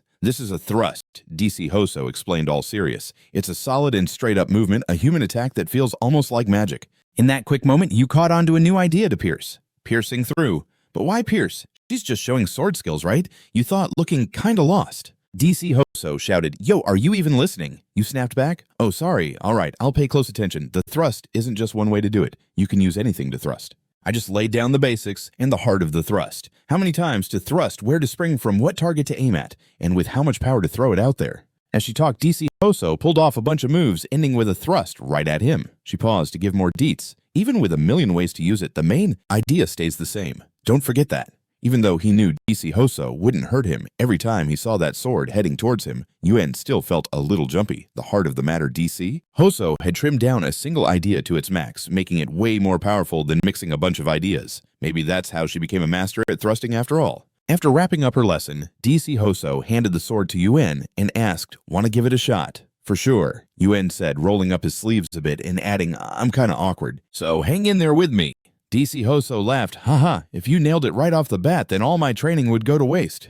No sooner had she said that, a wild gust from Yuen's thrust nailed a perfectly sharp strike, leaving her jaw dropped in disbelief. What the heck? Did he seriously get the hang of it after just one look? She thought, perplexed. Meanwhile, Yuen, even after pulling off a solid strike, didn't look too pleased. "Not it. It's still off," Yuen whispered, pushing himself. "Focus. I can't copy it just right. So far, I've just been blending ideas. I always thought they could only get stronger when combined or boosted. But it's more than that. I can seriously level up my strength by sharpening what I already have. Let's brainstorm. There's a bunch of Chinese characters for thrust. So, why pick the one for pierce?" To her, a thrust means to stab right through the target because it's a killer blow. As he pondered this, Yuen seemed to have a light bulb moment. He zeroed in his thoughts and unleashed a sick thrust. A strike so fast it shattered the sound barrier, making a thunderous boom in the air. Right after he struck, Yuen felt this intense recoil smash into him. He hit the ground, wiped out. DC Hoso, watching him get a bit too hyped, called a timeout. "Chill. You don't need to go all out from the get-go. If you can remember what you saw, try using it in a bigger spot against whatever opponent you want to drop." "Got it," Yuen replied, breathing hard, at that moment as if to congratulate him for learning a new trick. Tons of notifications popped up around him. You've grasped and experienced the idea of piercing. You've grasped and experienced what martial arts are. Glancing at the notifications, Yuen couldn't help but chuckle. "Haha, I just swung my sword a couple times and my stats jumped up." Out of nowhere, one special notification grabbed his attention. Additional ability update successful. Observed and understood the concept of teleportation. The depth of the myriad poison eye has shot up to 110. Martial arts to 36, swordsmanship to 20, and piercing thrust to 16. Staring at these stats, Yuen felt a bit panicked. My stats really shot up. The entire piercing thrust thing I just learned is already at 16 points. And swordsmanship. It didn't budge no matter how many goblins I took down, but now it shot up to 20. My overall skills have doubled. Is this even real? The more he thought about it, the more puzzled Yuen got. Meanwhile, DC Hoso was staring at him just as shocked. "Can't believe I'm the one losing here. Who would have thought that from the very start?" "So like, how did you manage to totally get the weapon vibes and nail the technique so fast?" You asked, clearly kinda annoyed. "How'd you do that?" "Nah, I just watched you and copied, no big deal." You said, scratching your head like it was no stress, but Duhoro was getting madder. "Seriously, if all it takes is watching me, then why the heck is everybody struggling through all this tough training?" Duhoro snapped. Seeing her lose it, you backpedaled and tried buttering her up. "Okay, maybe it's true, but what if it's 'cause you're just that awesome at teaching? Not playing it up, I swear. From the first time I peeped your moves, I felt the whole meaning behind them, like, whoa. It totally blew my mind that someone could reach such a level, and I got so caught up in that level of depth that I lost track of time for real." Hearing that, Duhoro's face flushed like, wait, this dude, we hardly know each other, and he's dropping these compliments so casually. She sighed inside and decided to bounce. "Back to you." You weren't about to forget to show some love back to Duhoro. For real, today's lesson was a total game changer. I'll take care of the mana potions from now on, no prob. That's barely enough compared to what I just schooled you on. She complained like it was too easy. What? No way. So what am I supposed to do now? You asked, freaking out a bit. But then Duhoro flashed a smile you'd never seen before, like, haha, chill. I'll collect what I'm owed today with a little extra later. Just wait for it. All right, class time. Let's roll, Duhoro said with a pep in her step. Oh, right. Yeah, you chimed in kinda clueless, then watched as Duhoro zapped away. Once you were solo, you mumbled to yourself, didn't know she could pull off that look. The scene shifted to a hall in Union Academy. Meanwhile, Two Peeps Lie and Ruo were just strolling through. Suddenly, a gaggle of students from another class spotted Ruo and jumped in front of her, blocking her path. Hey, little lady, where are you from? The sudden question made Ruo's face go all stiff. Lai, noticing the creepy vibe behind her, rushed up and stepped in front of the pink-haired girl like a knight. This made the blue-haired dude raise an eyebrow and eye him suspiciously. What's up with this? He barked. Lai shot back coldly. She's my classmate. What do you want? But for some reason, the blue-haired dude was suddenly boiling with anger. What kind of loser bug thinks he can step in? Beat it, he yelled. Right then, you and Duhoro just popped up at the scene. Hope we're not late, you called, grabbing everyone's attention. We made it. Just in time, Duhoro added, totally chill. You spotted your friends ahead and asked in shock, whoa, what are you two doing? Not going to class. The blue-haired dude clicked his tongue, getting all annoyed when he realized they knew each other, not missing a beat, to dish out some threats. Shh, you better look out, you jerk. After that, the three minions bounced. You totally lost and what was happening. Turned to Ruo. Thanks, what's up with those guys? What did I miss? You asked, confused, as you stared at their retreating backs. Time passed, and then bam, the scene flipped to a lecture hall. A bald professor was yammering about the school's history. So the story of Union didn't kick off when the chairman opened the academy, but rather when the tower popped up in primordial space. Blah, blah, blah. Over in a corner, the same minions from earlier were all shifty and snapping pics of Ruo, whispering, ooh, nice. Perfect for the collection. The bald dude chuckled grossly while the red-haired guy in the middle looked at Ruo like she was nothing. What's the deal with an insect like her trying to climb the tower? The blue-haired guy smirked and said, there's another gig that's way more suitable. Suitable? Someone asked, confused. If you come to my place and be a maid, you'll get spoiled every day, he said, all suggestive-like. What a creep. In that case, I'm first in line. They all burst into laughter. They didn't even try to hold back, making Ruo shiver like she was about to cry. Naturally, Ewan and Lai chilling up top heard all that, and their faces went dark. Sigh. No matter where you go, people are the same. But seriously, what's up with that professor? It's so loud, yet he's acting like it's no big deal. Is he ignoring it, or is he just deaf? Ewan thought to himself. Meanwhile, Lai couldn't just sit back any longer. He stood and called out Professor. Hearing his name, the professor turned around. Oh, did you want me? Realizing what was going down, Lai decided to spill his thoughts straight up. Sir, the other students are being super loud, and I can't even focus on the lecture. Could you please do something about it? The blue-skinned professor mumbled for a sec, then said, oh, right. Did you all hear that? No talking during class. Focus on my lecture. Now, where were we? The Renaissance of the Union. He hurriedly dropped the order and jumped right back into his lecture, leaving both Lai and Ewan wide-eyed, thinking that's all it took. Over on the other side, the three troublemakers saw that Lai's complaint had no effect and immediately started poking fun at him. Yo, I can't even focus on this lecture. Can you please do something about this mess? Hearing that, the blue-skinned prof mumbled for a sec, then said, oh, right. Did you hear that no talking during class, please focus? Now, where were we? Yes, the Renaissance of the Union. He quickly got back to his lecture, leaving both Lai and Ewan wide-eyed and stunned. That's it, they thought. Across the room, the three troublemakers saw that Lai's complaint was ignored and immediately started poking fun at him. Check out that goody two-shoes over there thinking he's all that just 'cause he's cute. Right. Is he the reason I couldn't snag her number earlier? You two an item or what? Nope, not at all. So what's got him all riled up? That girl's got a killer figure. Am I right? Totally feel you on that. Their nasty comments made Roast almost tear up. Lai was so mad he actually snapped his pen in half. But before he blew up, Ewan patted him on the shoulder saying, just chill, man. Lai shot a glance at Ewan and asked, you expect me to just roll with this? Even after hearing what they said about our classmate, Ewan kept his cool and replied, if not, what's your big plan want to throw down? Pulling some stunt like that won't fix anything, and causing a scene in class just makes it worse. Just relax and check this out. With that, Ewan whipped out his phone and showed Lai a video of the Union History class from Class 1 that was live on YouTube. Lai was taken aback, asking, what's the deal? Ewan grinned and said, there's always a way to handle stuff. When dealing with fools who just run their mouths, the smoothest move is to hit them back with their own words. Hearing this, Lai got it and yelled, wait, Ewan, don't you dare. Without answering, Ewan started tapping away on his phone. Haha, keep laughing, losers. All that trash talk you're slinging in class is live right now. Meanwhile, from a bird's eye view, the three troublemakers were still throwing shade like it was no biggie. What's the point of a bug like her trying to reach the top of the tower? If you swing by my crib to be my maid, you'll be living the royal life every single day. What a nutcase. This camera angle was set up by a little snake gripping a cam in its mouth from way up high. Right after those words went live, the online crowd flooded the stream with savage comments. What the heck? Calling her a bug. Who are these guys? Which class is that? They must be the freshmen from class 7. Are you guys off your rockers? Where's the professor? This year's freshmen are wild. All the comments had you grinning like a fool. Oh snap, the reactions are blowing up. Real quick, the troublemakers figured out they were the main characters online. Yo, what the heck is going on? A freaking live stream. Who's the one filming this? Somebody find the camera stat. They yelled, scrambling to find it. Just then, the green-haired dude spotted the little snake with the camera above. Yo, over there. He pointed at the little snake for his buddies. But before they could catch it, the snake vanished in a blink, leaving them steaming with anger.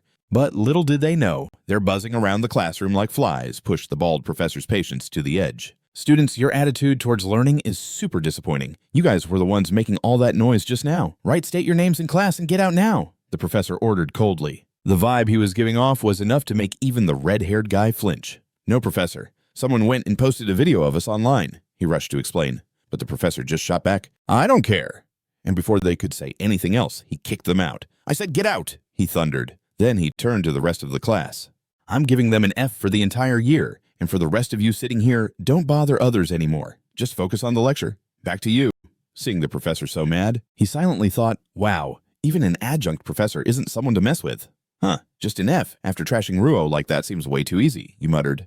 And Lai nodded in agreement. For real, their school days are basically done. As for Ruo seeing them stand up for her, the pink-haired girl grinned and said, it's all good. This is enough. I'm fine now. Thanks a ton for having my back. Looking at her cute face, you felt a bit shy and turned away. Nah, I didn't do much. I'm no match for you guys. This was just my way of dealing with things that turned out okay. You don't need to thank me, he said humbly. Even so, since you're the class president, I feel way more chill about this, Lai said with a grin. Time flew and we jumped to the combat arena. Right then, those 3 losers were hunting Lai down for some payback. Hey, you the pretty boy over there, they hollered. Lai turned around and coldly asked, what's up? Got an issue? What do you want this time? The 3 of them looked like they were ready to eat him for breakfast. The green-haired dude snarled, you better explain what went down yesterday, you bug. The red-haired one was fuming about that stupid live stream from yesterday. My grades are trashed, my friends are getting heat from the upperclassmen, and my classmates are avoiding me. You get what I'm saying, ignoring how they felt. You turned to see the professor just chilling on the side, watching how this would unfold. And like you guessed, the dude was just sitting back with interest, not planning to get involved. Look at that. 3 students armed with sharp words are facing off against their peer, but the professor ain't stopping them. Looks like the professors, and honestly, these students totally diss the secondary space, peeps, you thought. Makes sense though, right? Who even cares about the state of chickens and pigs meanwhile? Ruo ducked behind him real quick. Back to the showdown, those 2 guys with the blue and red hair were gripping their sticks looking all tough. What did you just say, you jerk yo? Say that again, they yelled voices all loud like they were worried no one else would hear. Lai let out a low growl and his sword lit up with this wild energy, freaking everyone out. Everyone was shook. Dude, he was that strong. First time they'd ever seen him flex like that. The other 3 guys were totally scared faces going pale, realizing they messed with the wrong dude. While Lai was fuming, ready to lay a beatdown, thank goodness Do Joe jumped in and gave him a solid flick on the forehead, stopping him from doing something dumb. You dummy Do Joe, is that you? Lai said, rubbing his forehead, tears forming from the sting. But before he could say more, Do Joe jumped in first. You're too loud. Just because your vibe's messed up by a sword doesn't mean you can act all high and mighty. And then she flicked Lai's forehead again. Looked like Lai got what Dujo was saying and quickly stashed the sword. As soon as it was gone, you felt the weird energy chill out, finally able to breathe easy. Meanwhile, the blue-skinned professor, leaning on a cane, looked annoyed. It's just a lowly creature from a secondary dimension. Wow, so cocky, he muttered before turning to walk off. His lame attitude left Yuen and Ruo speechless. That was a close one, right? Yuen glanced at her pink-haired friend. Meanwhile, Doc Hojo was still lecturing Lai. You just got your hands on a useful item and are already causing a ruckus. Is that really you? As expected, Lai is just a walking bomb, you thought. When the crew finally sat down to chow, you didn't dive in right away, just playing with the food in front of you before turning to Lai and saying, you know, I've been thinking a lot. At this rate, we probably won't get treated right at this academy. What are you talking about? Lai asked, totally surprised. Yuen's eyes went wide with frustration. Huh, what about me? I tried to get in the professor's good graces. I even signed up for a legit sparring match because I got provoked. How are we even on the same page? Hearing this, Lai's voice dropped. Yeah, about that. After your freakout last time, I thought I'd try to make things better. Yeah, and you just complicated it even more. You jumped in. I don't get you. Letting the main troublemakers slide and then challenging the professor? Sorry, Lai said, tears welling up in his eyes. Truth is, you were more worried about Lai's vibe when he had that sword out. Normally, he wouldn't be that reckless. It's like someone flipped a switch in him. Definitely that sword's doing. To keep the calm, you frowned and asked Lai be real with me. You had control over that power earlier, right? Lai slammed the table, asserting, of course if I couldn't, how'd I ace the entrance exam? I was just ticked about the professor's lies. Oh, so it was the lies, huh? Well, lying's super lame, right? You smirked, your voice dripping with doubt, making Lai tremble a bit. Trust me, I promise today won't happen again, Lai declared, thumping his chest. Du Hojo didn't miss his chance to chime in. Lucky it didn't cause any major drama. Watching you getting controlled by a divine sword was quite the show. You could use a bit more scolding. That's enough, Yuen said, seeing Lai totally deflated. He was just slumped over the table like a sad puppy. Dujo turned to Yuen and said, by the way, Yuen, I'm starting to get the professor's advice from a few days ago. If this keeps up, our school life will only get crazier. If you got any thoughts about our future, spill it now. I want to hear what you think as class president. Hearing Dujo's question, our main character couldn't help but be surprised. My opinion, after these few days at school, I realized what the real issue is. It's this idea that some people are just born strong, or that their background makes them high and mighty. The excessive hate for folks from lower realms and the outdated system that just accepts it. What can outsiders like us do in a place where that stuff is totally normal? Thinking this, Yuen felt confused and turned to everyone. Hey, what do we got to do to win the public's favor? Basically, how do we rake in that sympathy? Hearing this, the group, a bit confused, still threw out their ideas. Communication, Lai said. Probably strength, Dujo replied. Yuen jumped in after hearing them. Nah, it's something you all already have, and that's your looks. He said this while checking out the gorgeous group. Then Yuen laid out his plan briefly. So you're going to create a channel to share our daily lives? One of them asked, shocked, and our protagonist nodded. Yeah, back on Earth, that's a standard way to win peeps over. We'll build an image and broadcast it to the public. When that image sticks in their heads, After that, Yuen laid out his plan like a boss. So you want to make a channel to stream our daily lives? One of them asked, blown away, and our boy nodded. Yeah, back on Earth, that's just how you get peeps to vibe with you. We'll create a persona and broadcast it everywhere. Once people are hooked, it naturally builds a connection you feel that could turn into respect and even admiration. Yuen explained, adjusting the camera and backdrop, then turning to Lai. He looked like he got it, but still had a question. But Yuen, if this is for respect and admiration, why do we have to have a mock fight? It ain't a mock fight, it's the real deal. Yuen reminded him seriously. Just then, Dohuru burst in with a flurry of hits. Lai wasn't taking it too seriously at first, thinking, why am I suddenly told to fight for real? He mumbled to himself, throwing a right hook at the same time. But Dohuru dodged that punch like it was nothing. You don't stress, cause in a fight, you just gotta get hit a few times before you get serious, Duro said, grabbing Lai's collar and flipping him with a shoulder throw. The impact slammed him into the floor, leaving Lai's head spinning. Dohuru sneered, oh come on, is that all you got? I knew it last time you were just being pushed by that artifact. What's even the point of pulling that sword? Even if you do, you probably ain't skilled enough to take me on, Duro said, making Lai grit his teeth in rage. Not able to take the disrespect. Lai yelled and charged into another round with Dohuru. Watching them throw down, Yuen cheered. That's it, Lai, you're killing it. He said this while angling for that perfect shot. Seeing Yuen getting all hyped, Ruo asked a little nervously, hey Yuen, will this really make our school life easier? I still don't totally get it. Yuen chuckled, not sure how to break it down. Well, things won't flip overnight, but trust me, it'll make a difference. He kept going, giving an example. Just think if the dudes who always mess with us knew how epic you guys are, they wouldn't dare mess with us anymore. Makes sense, right? Ruo nodded, catching on. See, look at them. They're treating the floor like it's made of tofu. Our protagonist laughed, watching the wreckage on the floor from their brawl. Anyway, we won't know how it turns out until we post it. So don't stress too much, Ruo. Because a baddie like you shouldn't be stressing. Don't you realize that gorgeous peeps look even fly when they grin? That one's for you, Ruo. You've got a face that'd shine anywhere. It's just a shame to be all pouty like that, huh? So put those worries aside and vibe with the moment, you said, and Ruo, feeling the good energy, lit up with a smile instantly. Ruo's thoughts started to chill, and suddenly out of nowhere, a smile popped up on her face. It was like magic for real. Every time you spoke, she felt like everything would work out just fine. Back in the action, even though Lai was giving it his all, he was basically getting wrecked by Dako Zone. Where do you think you're going? I'm just warming up, the sword lady said while cracking her knuckles. Meanwhile, a totally teary Lai looked to Yuen for rescue. Oh snap, Yuen, help me. She's not even human anymore. She thought everything would turn out like that. Back in the action, even though Lai tried his best. I can't eat this. It tastes like soap, Ruo said with tears in her eyes. But for the love of our YouTube channel. You winked and told her, it's cool, Ruo. You'll get used to it. But why do we even have to film this? Ruo whined. Eventually, the class president suggested that the 11th graders start dropping videos about their daily lives on the channel The Whole Crew's Little Rebellion, and just like you said, they got a crazy response, especially the clip of the face-off between Lai and Duzone. Just seeing the chaos they caused had everyone shook. No way, for real, are they from a subspace? They're new students.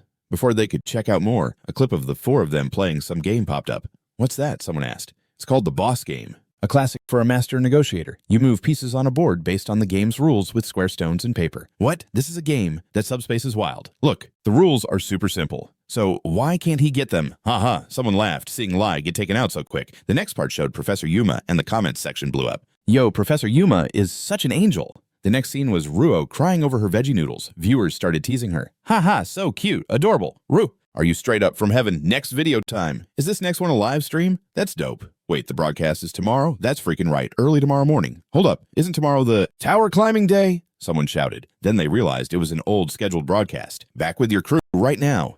Even he didn't see the hype around his video coming. No way, I can't believe this. Why are there so many viewers? Ruo wondered. And you didn't mind too much, just hyped about the results. Our channel got 100 subscribers in just one day. We're totally trending. You cheered. Meanwhile, Lai looked super annoyed, trying to hide his rage. Why is the video of me getting wrecked the most popular? Lai moaned. At the same time, the beautiful Professor Yumina noticed the excitement and came over to give them props. This is amazing. Union's got all sorts of wonders here, where everything's hella chill now. No one ever thought about making content, but you guys totally nailed it and made your own channel sneaking into that game. Just vibing with entertainment and connecting with peeps? I wouldn't have even thought of that. When she dropped that bomb, you just had to flex on everyone. Our first combat video blew up. Wochill Lai said all emotional. Just let it go. The professor clapped once and kept it moving. All right, team, today we're hitting the tower. You all know the drill, right? Are y'all ready? The whole crew nodded like total champs. Meanwhile, the main dude turned around to check out his squad and got hit with a curveball. Hold up. Am I the only one rocking a uniform here? Why is everyone dressed like it's casual Friday? The whole crew shot weird looks at Yuen like, what's up with this dude? Since we gotta fight non-stop in the tower, we went with comfy clothes that let us move. For real, if I'm getting into a brawl, this fit gives me major feels of safety, Ruo agreed. Gotcha, Yuen whispered. Is your outfit good to go? Lai shot back. Hearing that, Yuen thought for a sec. I see, cause I've been living in a peaceful spot. I don't have some battle-ready wardrobe, but this is the path I chose. If I gotta jump into a fight for my life thinking this, he fixed his tie and said with full confidence, this is solid for me. The professor turned back, seeing everyone was set, and nodded. Hey, you all pumped, let's roll with that. She snapped her fingers, creating a magic circle under their feet. A bright flash hit, and boom! They popped up in front of the Tower of Babel. A whole crowd of other students was waiting to get in. Spotting them, peeps recognized who they were. Whoa, aren't those the rebels? No way they showed up too. A brown-haired dude shouted. Meanwhile, Ruo looked around all confused like a kid who lost their way. Hold up, this is the tower entrance. It opens at dawn, but you've got to queue up. Since we're in the 52nd group based on class rank, Yuen explained. Ruo turned a bit pale. Are we the first-year squad stepping in? I just think of it as being skilled. She shrugged it off, while they hung out. Lai spotted those 3 turds who used to mess with him chillin' nearby. Oh snap, it's those guys. Feels like the vibes from them are way different now. Right? The swordsman noticed how shy they were about looking at them. Seeing this, Yuen was feeling way satisfied. Well, they did hit that subscribe button on our channel. Over here, the swordswoman Ho-Jan jumped in, but some of them are still throwing shady looks. She pointed at Eater, who was glaring at Yuen like he had beef. Hey, buddy Yuen, she reminded him, but there wasn't much to say. Yuen totally got it. I know. Let's roll. With that, he took the lead moving forward inside. As he walked, he thought, today is the tower climb, and next Tuesday is battle time with Ector. Just 4 days left. In that time, I'll reach a level that Ector won't even touch. Before they kicked off the tower climb, Professor Aluminina had some last-minute tips. Lastly, for safety's sake, I hope you all crush this expedition early and get back before the weekend, but those in the game should decide right. How long do you all think this expedition's gonna take? Hearing that, Yuen turned to the squad and said, we're all vibing together anyway, so let me take the lead. Yeah, cool, got it. The other 3 nodded along. Yuen looked at Illumina, his voice packed with determination. We'll be back as promised in 3 days and 2 nights. As he said that, he whipped out a mini robot ready for the live stream. Seeing they had a plan, Illumina could only wish them good luck. All right then, be careful out there. After saying goodbye to their professor, the squad and the robot strolled into the gate. Yuen thought, Ant says keep an eye on me. Flashed back to when Yuen's crew asked Aluminina about filming in that lame tower. You mean recording inside the tower, right? Aluminina confirmed, and Yuen gave a nod. That's the plan. I'll capture what goes down inside, and this little robot will be on filming duty. He pointed to a flying teardrop-shaped robot, a gadget made by Yan, just like Evie and Lilith before. Illumina reminded him that filming teams used to get in to study strategies. So she was like, do you think this is even worth it? The tower's structure changes every second, you know. Yuan was puzzled. For real, seemed like he didn't have a clue about that. The night lie peeping info on a screen nodded in agreement. Yup, Yuan. If you had read the guide, it says the tower's layout is always shifting, and outside machines break down super quickly. Yuan was shocked. So what's that mean? Illumina broke it down for him. Each floor of the tower is its own room, and when you defeat a monster or beat a trap, the space changes to the next room. This wild thing is called a shift. The more you experience it, the deeper you'll get into the tower. Yuan asked curiously. So the rooms always move when they shift. Huh. Illuminina nodded. Exactly. Once you get through, you can't go back to the last room. Lai asked nervously. Do the monsters and traps switch up too? Illumina chimed in. For sure. Each level gets crazier with tougher monsters and gnarlier traps. After a sip of his tea, he dropped a heavy question. What happens if someone bites the dust while climbing the tower? Yuan and Lai looked shocked, realizing this was way more serious than they thought. Oh snap! What if we actually die in battle? They almost zoned out on that crucial detail. Worry was all over their faces. Illumina took his time answering. That's the million-dollar question. Surprisingly, in most parts of the tower, challengers don't kick the bucket even if they get wrecked. Yuan let out a sigh of relief. Thank goodness. The two of them felt lighter, knowing they wouldn't just lose their lives hanging in the tower. Turning back to Illumina, she kept explaining. To clarify, if you die, you just get sent back to the tower's entrance. Wait, what? So does that mean we gotta start all over from the first floor? Yuan asked, totally shocked. Nah, not at all. Your student ID gadgets will keep track of your progress. So when you bounce back, you can pick up right where you left off. So yeah, your student ID is like super crucial when climbing the tower. You seriously can't forget it. Keep that in your noggin. As she said this, she pointed to a necklace in her hand that read teleportation. No way back. Back to the two young guys. After hearing their teacher's breakdown, it felt like they were in a video game. Ha! This is just like an RPG with a mid-save feature. If I can respawn after dying, I can keep trying. As many times as I need to, Lai said with a ton of confidence. Meanwhile, only Du was really locked into what the teacher was saying. Hold up. You just said in most tower areas, challengers don't die, right? So does that mean there are places or scenarios that can actually be deadly? The tower doesn't play it safe. Huh? At this question, the whole squad turned to Illumina waiting for her answer. Is that for real? You're super sharp, Du. Yeah, that's true. Now I'm going to break down some special situations where even you could end up 6 feet under. The teacher's tone got serious, but most of that deets weren't shared by the author. Scene change. Back to the crew. They were totally into a battle with a horde of toxic green slimes inside the tower. These monsters were called Glitz, notorious for tearing up gear and jacking adventurers' weapons. But for Yuan's crew, they were just a squishy mess. With one swing of his sword, Lai wiped out 3 slimes effortlessly, while Dako-Jan flicked her fingers, launching magic bullets that blew those slimes to bits midair, while the two were in the heat of the fight. Yun was messing around with a wall lamp, but no luck. Just as I thought, it's not working. I can totally feel the fire vibe, but I can't break it apart. I was able to do it in other dungeons, but why can't I do it here in the tower? Figuring that out is key to unlocking my skills. As Yun frowned in thought, Dao-Jan noticed him, staring at the lamp and called out to him. Hey, Yun, sorry I zoned out for a sec. Yun said, a little startled. You said you needed time to think. So got any breakthroughs? She pressed on. Yun shook his head. I was trying to see if I could pull apart fire, but it looks like I can't. Really? That sucks. If you could, we could totally have used the tower's terrain to our advantage, Du-Jan said with a bummed out tone. Hey, chill, don't jump to conclusions about my skills, okay? Yun replied awkwardly. Just then, a green slime sneaked up close. As it slithered near Dao-Jan's foot, it suddenly lunged, trying to engulf her in midair. But before it got close, a sonic chain shot triggered, splattering the slime into goo. That attack, of course, came from Yun. Seeing him whip out such a wild and unique weapon, Du-Jan gasped. Oh snap, that's how that automatic item works in a fight. Yeah, totally. Yun nodded and gestured for Y to attack. Thanks to its independent soul, Yun didn't even need to say much. It zoomed around and wiped out all the slimes before you could even blink. Even Du-Yan had to admit, not bad, that's super quick. Yun replied with a cheeky smile. Honestly, I've got something even better. But it's kinda loud. Hearing this, Du-Jan peered towards Wuzhou and asked, can it match up to someone like her? Right at that moment, under their watchful eyes, Wuzhou went full beast mode with her hand morphing into a savage form. With one swipe, she made a massive hole in the floor, sending debris flying everywhere. This is absurd. The basic combat rule is to stay low and not be seen by the enemy. Yet she's out here fighting and screaming like it's nothing. Dako-Yan shook her head in disbelief at Wuzhou's style. Meanwhile, Yun was kinda shaken too. Haha. Wuzhou's fighting style is all pure instinct. Ga Lion, Wuzhou roared, making Do-Yan, who was standing behind, grit her teeth. So loud, does she have to yell every time she swings that sword? She grumbled. Time flew by and the crew finished clearing the hallway. Looks like this room just has the easy critters. Monsters like these are a piece of cake for us, right? Lai said casually. But just then, isn't this? Yeah.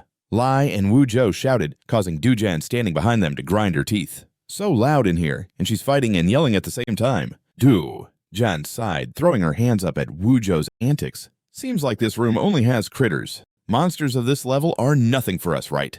Lai said, keeping it cool, but out of nowhere all of a sudden, Yun whipped out his crazy poison eye and spotted some weird energy coming from the stone tablet ahead. Yo, Wu Zhou, smash that rock, he shouted. Wu Zhou gave a massive roar and barreled in, throwing a punch that obliterated the tablet before it even had a chance to show up. The hit was so epic, it shook the whole hallway. Whoa, we just wiped out a high-level monster before it even popped up, and it dropped an enhanced magic core like it was nothing. Lai said, totally shocked since he thought they were gearing up for a major showdown. He didn't even notice Yu grabbing the magic core right after it landed, but as soon as she touched it, her pink hair blazed into a fiery red, and you saw something pop up right above her head. The words, Furnace Core. Yo, Yuchu, your hair is turning darker, you pointed out while staring at the words above her. Does Furnace Core mean having a blaze inside your heart, like fueling emotions for power, kind of like a berserker? I see. Is her hair going to change, like all the way? You thought all the pieces started clicking together. Sensing the vibe, you both tugged at your sleeve and asked, hey, did I look scary just now? You gave a cheesy smile and replied, nah, you were actually hella dependable. But what if it gets worse? You both stammered. Du Jun stepped in. I already said it's cool. What's with the freak out if you're worried about losing it? Chill. I'll just take you out if things go south, she said with total confidence, making Yuchu's eyes fill up with tears. The other two went into panic mode, yelling, no way, Du Jun, if just one of us bites the dust, we'll have to restart from scratch. The main character quickly shot his hand up to stop her, but Du Jun remained unfazed. If this keeps up, maybe only us three can rise. She paused, shook her head, and added with more determination, actually, it'd be best if it's just the two of us that ascend. Hearing that, Lai suddenly felt super left out, and tears streamed down his face. Whoa, hold up, what about me? He shouted, feeling totally excluded. You wondered, why is he blowing up like that? Then you looked at Yu, who was still stressing over her situation. You gently touched her shoulder to reassure her. Look, I'll think this through. I totally get why you're worried. As captain, I'll find a way. You beamed at Yu, and you could see her face light up. She grabbed your hand and thanked you. Thanks, Yu. Faced with her reaction, you felt yourself getting all blushy and just said, no biggie. That's what captains are here for. But Lai and Du Jun were rolling their eyes, looking at you like, wow, you're just like the other guys. A pretty face, and suddenly you're all mushy. Du Jun teased. You fired back quickly. That's totally a misunderstanding. I'm super normal around you guys. Lai jumped in with a warning. Hey, aren't we all letting our guards down too much after clearing the floor? They cast a teleportation spell and zipped down to the next floor. Teleportation complete. We're in the second room, Lai announced. He crouched, picked up some weeds, and added, other than moss and weeds, this room doesn't look different from the last one.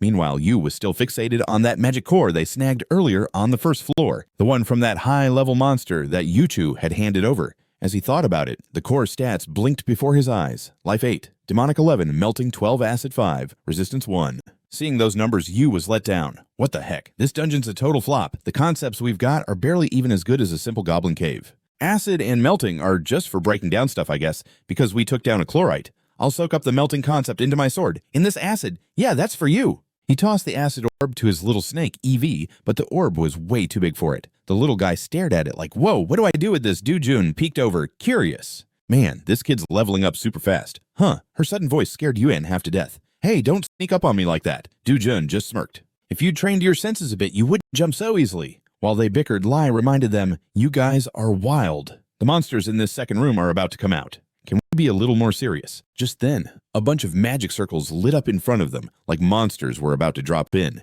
Before Eli could finish her thought, Du Jun fired off a magic bullet, clearing out the black smoke ahead. So much for being serious. This room's just as boring as the last, she shrugged. A lion's not going to get taken out by ants, no matter how careless, right? Right then, on the second floor, a black smoke figure formed into a human shape. It was an evil spirit, a nasty creature that feasts on human mana. No way we shouldn't charge at them head on, Lai said, totally against the idea. If we're this reckless, we'll be in deep trouble. I say we let Ban Yuan take the lead in combat here. What do you guys think? A girl jumped in with that suggestion, catching Lai off guard, but everyone knew how weak you were, so they shot it down fast. What are you even saying? That's way too risky. Yo, keep that bright smile going. I think that's a solid plan.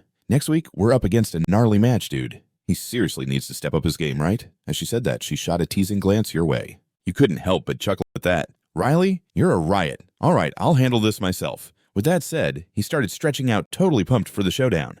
But Lai was all worried, saying, Yuan, this is sketchy. Yet Yuan was like, nah, I'm gonna get better. It's cool though. Just like Dujan said, I gotta bulk up quick. It'd be a total bummer if you guys wasted your energy here. You two will help me level up, right? For sure. If you're down, then I'm all in. Vuo nodded his head. Okay, but if anything crazy goes down, I'm jumping in for sure. Added Lai. Thanks a bunch. You flashed a smile and turned to Dujan. Listen, just save your energy for later. I know you'll go all out for me, right? Du flashed a super confident grin. I can at least promise you won't die from overdoing it right now. Hearing her promise, Yuen felt way more chill. All right then, let's get it, he yelled, and instantly Yu transformed, pulling out an AK-47 and raining bullets on the monster horde. They were wiped out before they even got a move in. Lie and Vuo were watching in disbelief, almost passing out. What the actual heck is that, a special weapon from your world? The speed of destruction is next level. If only our soldiers had this gear, thought Lai to herself. Dujan was observing quietly, thinking, is that Cheong Na that shoots iron bullets? It could take out a second-rate assassin, maybe even hit the first-rate mark. Super useful in the martial world. But like shooting straight, like that works great at long range, but in tight spaces, you gotta be careful. For instance, if the enemy sneaks up on his blind spot, just as she thought that an evil spirit hiding in a corner lunged at Yuen from behind. Lai and Vuo freaked out. Yuen! But Yuen was quick on the draw. He whipped out a long sword from his stash, and with one swift slash, sliced that evil spirit in half before it could attack. Whoa, you gave me a scare. You sighed in relief, just like Lai and Vuo. Phew, what was that, dude? What's up with that sword? Lai asked. You responded, this is my long sword with stats, Magic Sword 12, Slayer 19, Blood Toxin 9, and L 12. Didn't expect me to be this good. Huh. The other two immediately started showering you with compliments. While you guys were chilling, a horde of evil spirits suddenly swarmed in like a wave, ready to attack. Back to you. Hearing their praises, you didn't get cocky, just humbly said, nah, it's nothing. I'm still a level below Lai and Dujan. As you talked, you tightened your grip on your sword, ready to take care of the leftovers. Dujan raised an eyebrow at Yu's vibe and just nodded. She was vibing with the sweet combo of sword and gun. Our main dude wasn't sweating the risk of ambush from the evil spirits. Pretty soon, the second floor was almost clear, with just one lonely evil spirit left looking kinda ashamed. You casually said, I don't see any other evil spirits. This must be the last one. Let's take it out and move on. We can chill for a bit now. After saying that, you directed your little snake to turn into chains, tying up the evil spirit so it couldn't bail. The crew also took this time to recharge. Dujan then knelt down to check out the remains of the evil spirits. The blade melted and decomposed them. He must have used that ability from the last room, she noted. Based on what went down and his moves just now, it was obvious he hadn't been on a battlefield before. So how did he get so much better so quickly? She was wondering that to herself. Meanwhile, Lai and Vuo wouldn't stop hyping you up. To come up with a teleportation combo like that, you're pure genius. Only experienced peeps could think of something like this. Haha, seriously. You scratched your head feeling bashful about getting props for something you thought was basic. Dujan also didn't hold back saying, good job, that final slash was on point.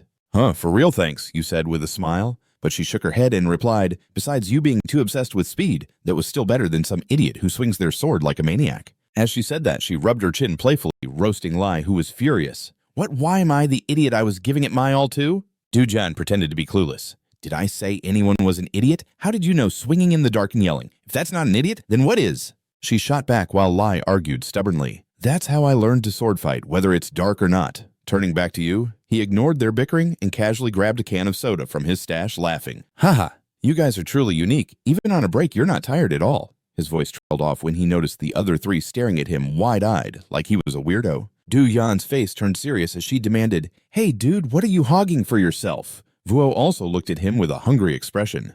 I heard a fizz just now, and then this sweet smell hit me. Du-Yan's face darkened as she demanded, Hey you, what are you hogging for yourself?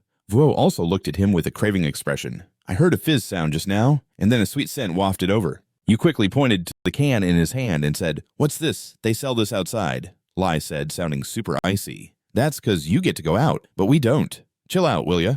My bad for chugging it alone. I wanted to share it with you, but I ain't got much. Plus, it only works when you're wore out. No point in drinking it. Now you're good. He tossed the can into his inventory real quick. Honestly, you was just bluffing, but Doc Ho-Jan's crew totally bought it. What if you get wiped out? I'll take on the third room. The swordswoman said as she started to stretch. You were like, wait, didn't you tell me to go solo to level up? What's with the change of heart? Do-Ho-Jan puffed up her cheeks and ignored him. I've never had that drink before. I can't let you down it all by yourself. Hey, that drink was supposed to be shared. Lai shot a side-eye at Do-Jan, but forgetting that after they got their rest, you wrapped up the poor evil spirit to save it from getting messed with by the group any longer. As soon as it kicked the bucket, a teleportation circle popped up under their feet, taking them to the next floor. Teleportation is kicking in, Lee announced. While waiting, Yu took a sec to check his grinding results from the last floor. This was his status window. Vitality, 129 physique, 72.8. Soul, 350 mana, 101 martial arts. 60 swordsmanship, 36 dong shu yen, 26. Leadership 7, piloting 15 resistance. 2 all poison eyes, 115. All hearing ears, 105. All speaking divine lips, 107.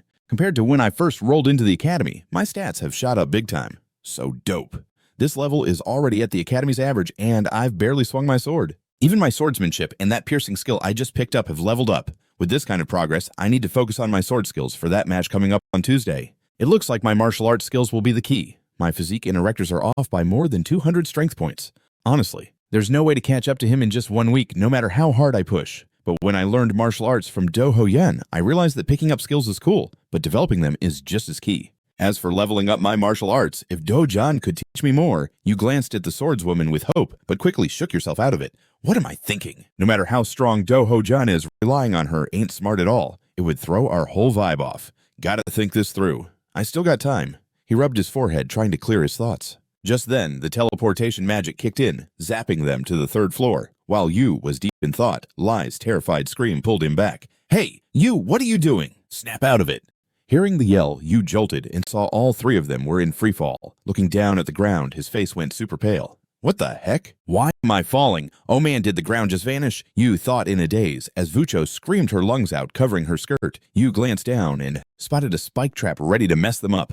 Without thinking, he called on his little snake, and it morphed into a chain wrapping tight around Vucho and saving her just in time. Up top, Yu gripped the chain with one hand, letting out a sigh of relief. Phew, that was a close one. Thanks, Yu, Vucho quickly said as you scanned the area, thinking, what the heck? What kind of teleportation is this? Why is this room so massive? And there's even a trap right on the landing spot. Could this place be? An image of a certain location popped into his head. Before he could say anything, the swordswoman yelled out, hey, you need to move. Hearing the warning, you whipped your head in her direction. And what blew his mind was that Vucho was standing upright on the ceiling like it was the ground. How did you get up there? You exclaimed, flabbergasted. But Vucho didn't explain and just warned him. If you just hang out there, you're gonna bite the dust. What? You still weren't getting it. Just then, small windows on both walls suddenly opened, and a ton of spears and lances shot straight at him, putting him in a seriously dicey spot. Crap, I can't just dip on Vicky Cho. Thinking that Yuen put all his strength into swinging his right arm, pulling the chain and yanking Vicky Cho up into the air, while also summoning his flying motorcycle Lilith to dodge falling. With quick reflexes, Yuen got them both out of harm's way. After that, he quickly reeled in the chain and caught Vicky Cho in a princess carry.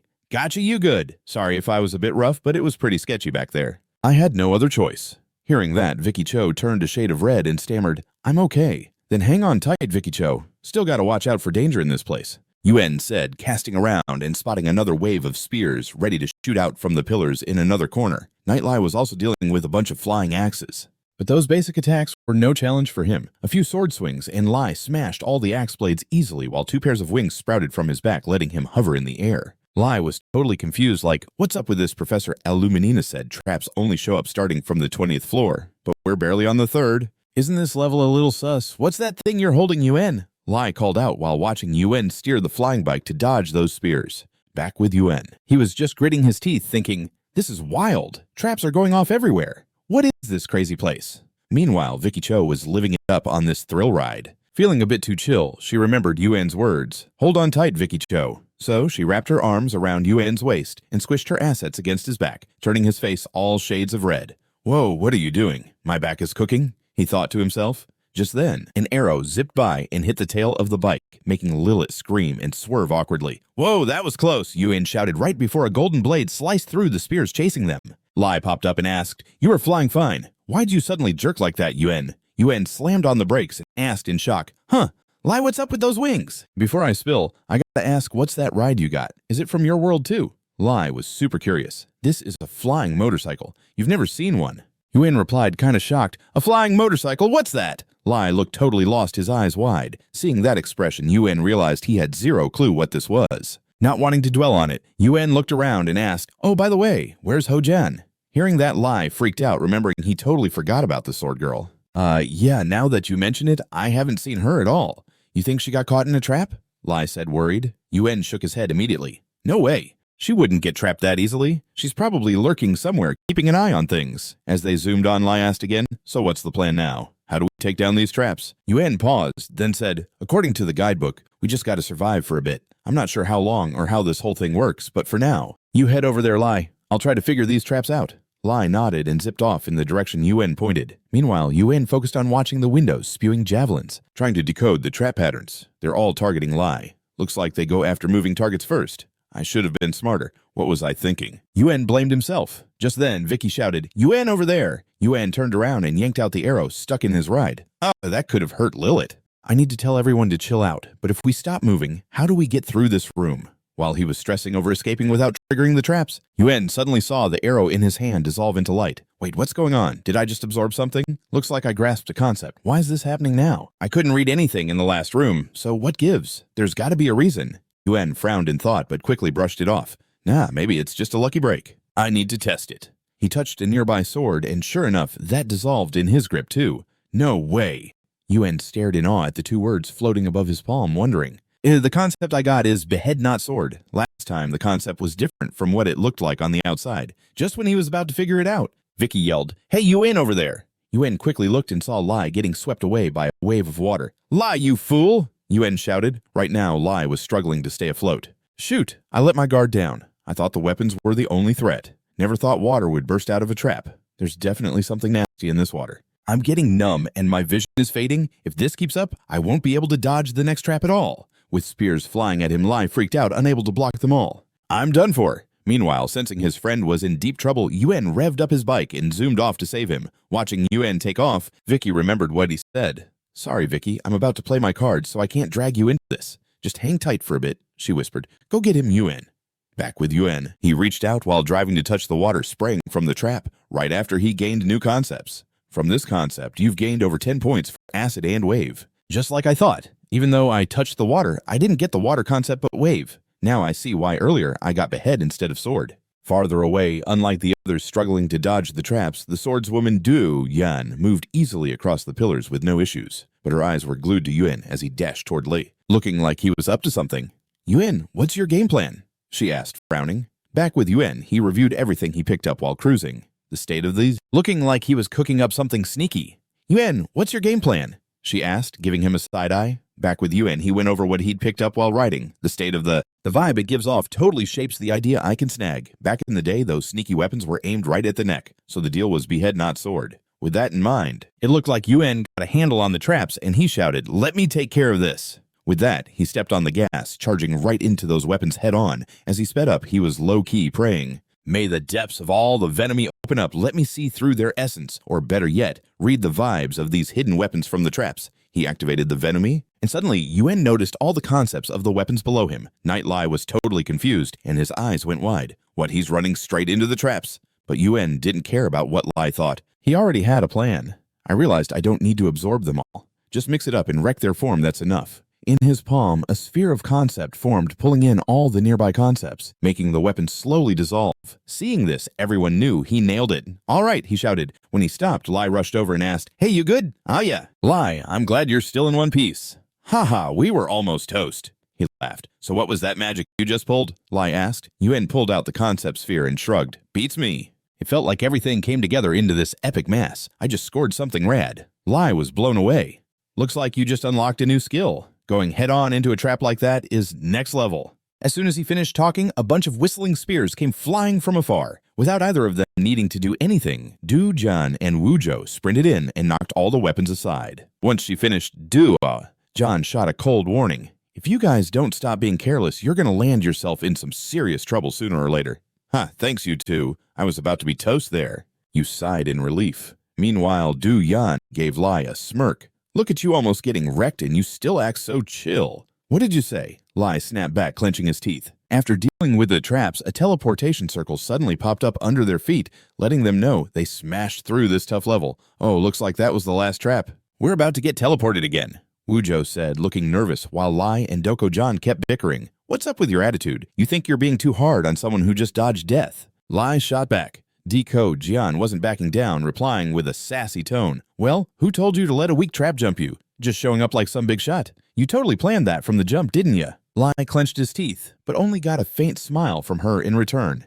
You're still asking that focus on yourself. Watching the two jabber on and on, he didn't even feel like butting in. Haha, These two are hilarious. Anyway, whenever we're in trouble, we all jump in to help. So what's the point of arguing? But he couldn't help but think this shows our squad is vibing well. But then John burst his bubble. Of course. But this also shows our squad's working seriously well, right, you thought to yourself? But then John quickly crushed his vibe. For sure, I waited for the big moment. I waited for the perfect moment. Once you owe me, I'll be cashing in with interest.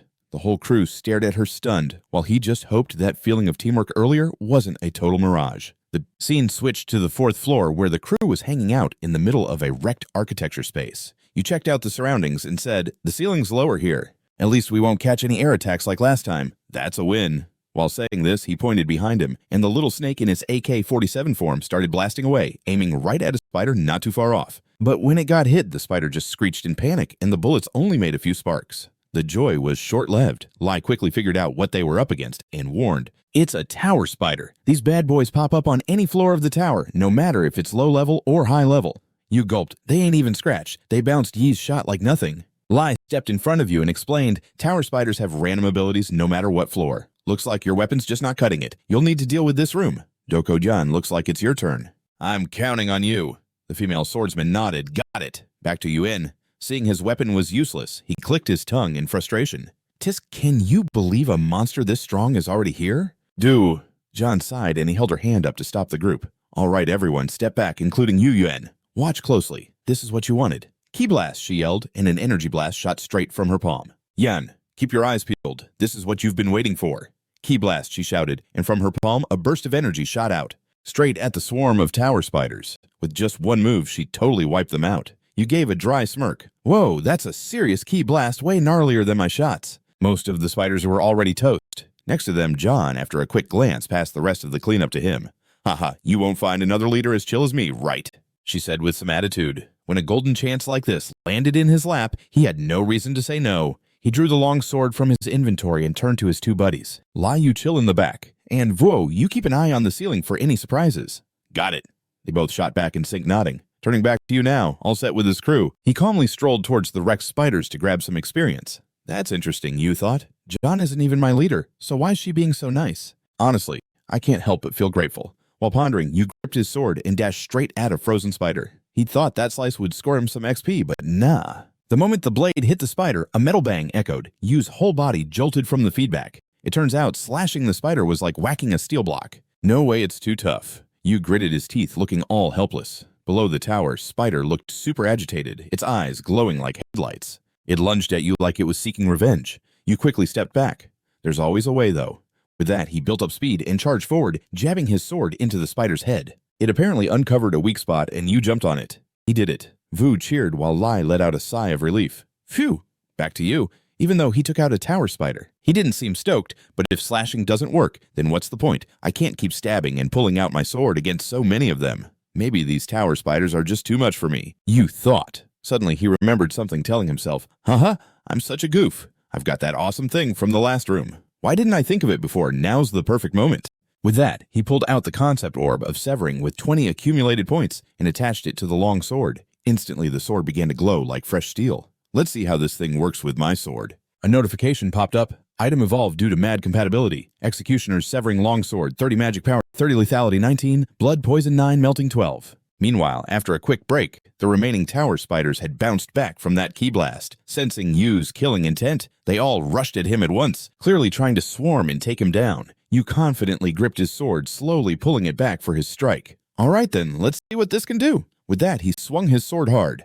With one crisp slice, he smoothly cut through 3 tower spiders, the very ones he couldn't even scratch before. Behind him, Lai and the crew looked on in awe, wondering what had gotten into him to make him this strong all of a sudden. Lai was like, dude, what the heck? While Duyan was on the lookout trying to figure out his secret move. Returning to you, your face showed confusion. Wait, even though that slice was clean, something feels off. It feels kind of weird. I think I swung harder than I needed to. Let's try again. Gotta nail it this time. After that, Yu kept swinging his sword, slicing through a few more spiders to get a sense for it. Lai and Vuo noticed the spider horde was still huge and didn't hesitate to jump in for backup. There are way too many of them. Let us help you, Lai said, giving a nod as they charged into the fray. Du Yan had already caught on to something odd. He must have pulled some trick with that sword. In a flash, he took down a foe he couldn't handle before. How can one person have that kind of natural and raw power? Plus, he's leveling up his skills without leaning on old abilities. Usually when someone scores a better weapon, they swing it all over the place. But he doesn't have that problem. Even if it's not right away one day, he'll totally get the hang of that slice. Although there's no need to step in with that process, it'd be a shame to just leave it be. After tackling the 3 calamities, I thought I was the greatest prodigy in the martial arts realm. But now, I'm witnessing a talent that makes my own past look totally lame. No way. This dude is mine. As she thought this, a dangerous spark lit in Do-John's eyes. Meanwhile, our main dude was still all caught up in the battle, completely oblivious to the fact that he had become the target of the young woman. All of a sudden, he felt a chill run down his spine, making him pause his swing. "Hey you, what's up?" Lee asked. "Oh, it's nothing. Just got a chill down my back. Thought a big monster might pop up?" You said, not realizing the dark look on Do-John's face behind him. He turned to her and said, "Do-Jan, why are you just standing there? Aren't you going to shoot your blasts?" "Huh, you're doing great. What do you need me for?" She snapped back. You smirked a little. "Is that so? Then I guess I don't need to grab you a drink since I'm doing just fine." "What?" Do-John's eyes widened in shock. "We finally cleared this room." Lai sighed in relief. You whipped out 2 cans of soda, playfully teasing the sword girl. "Guess I'm going to have to share with Lai and Vucho. You just want to hog all the soda, huh?" Do-John laughed as she chased after him. Out of nowhere, Lai got a message. "Huh, a message from outside. Not just Lai, but Do." John and Vuo got the same vibe. A message from the outside. Like, why now, though? Did everyone get one? Lai read through the message, his eyes going wide with worry. It told everyone to bail on the tower, like immediately. What? Why the rush? This is a direct order from the head honcho. Wait.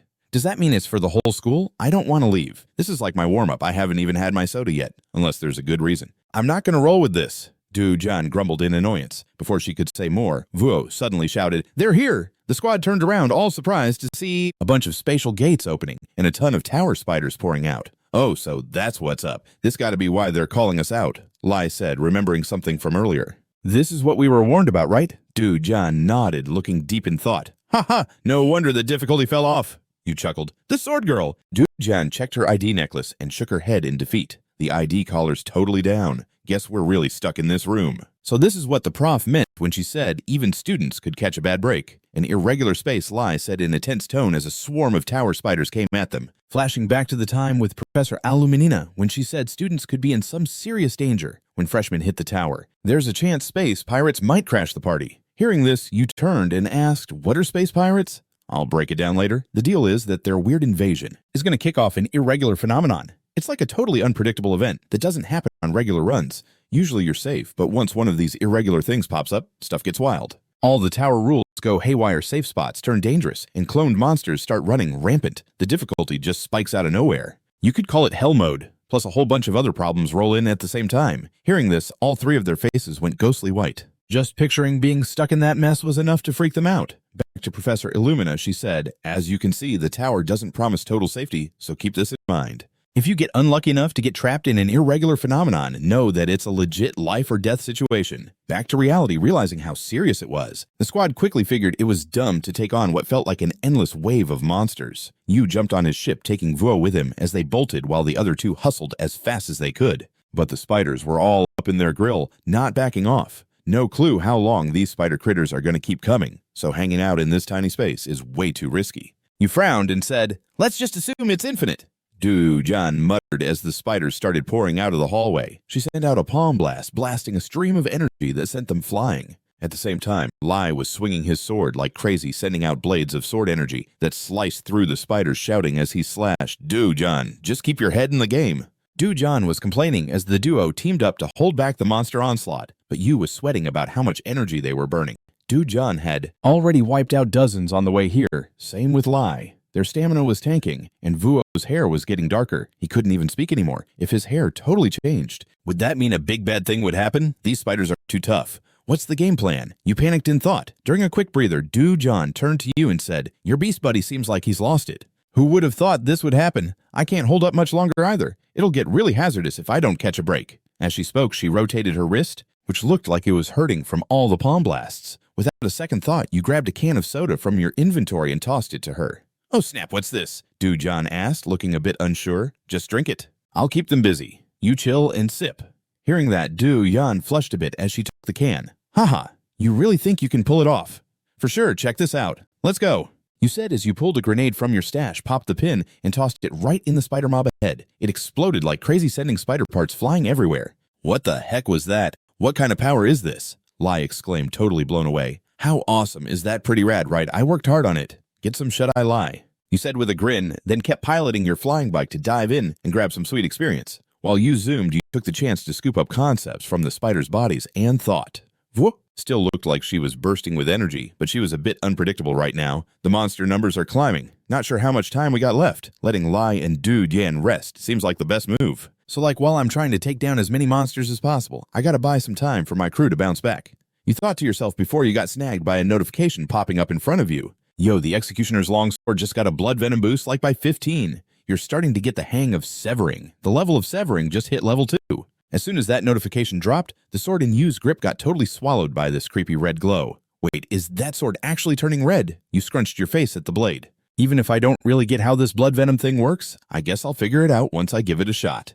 With that thought in mind, he gripped the sword tight and swung it. Right after the hit, you felt something change. Hold up. The sword's trail is getting bigger. If severing perks the slash, then blood venom must be stretching the range and attack distance. But draining my own blood, I can't use it like all the time. Each swing feels like I'm giving blood. You realize that this sword is twisted. From behind, Lai caught the sword's transformation and asked, Bro, did you score something cool again? What's up with that sword glow? You didn't answer. Instead, you asked, Vuo, where'd she go? Lai glanced over and shook his head. She's over there, sending those spiders to the afterlife. We should steer clear of her right now. You peeped towards Vuo, where she was roaring like a wild animal, smashing every spider that dared to come close. He sighed and told the two of them, just chill for now.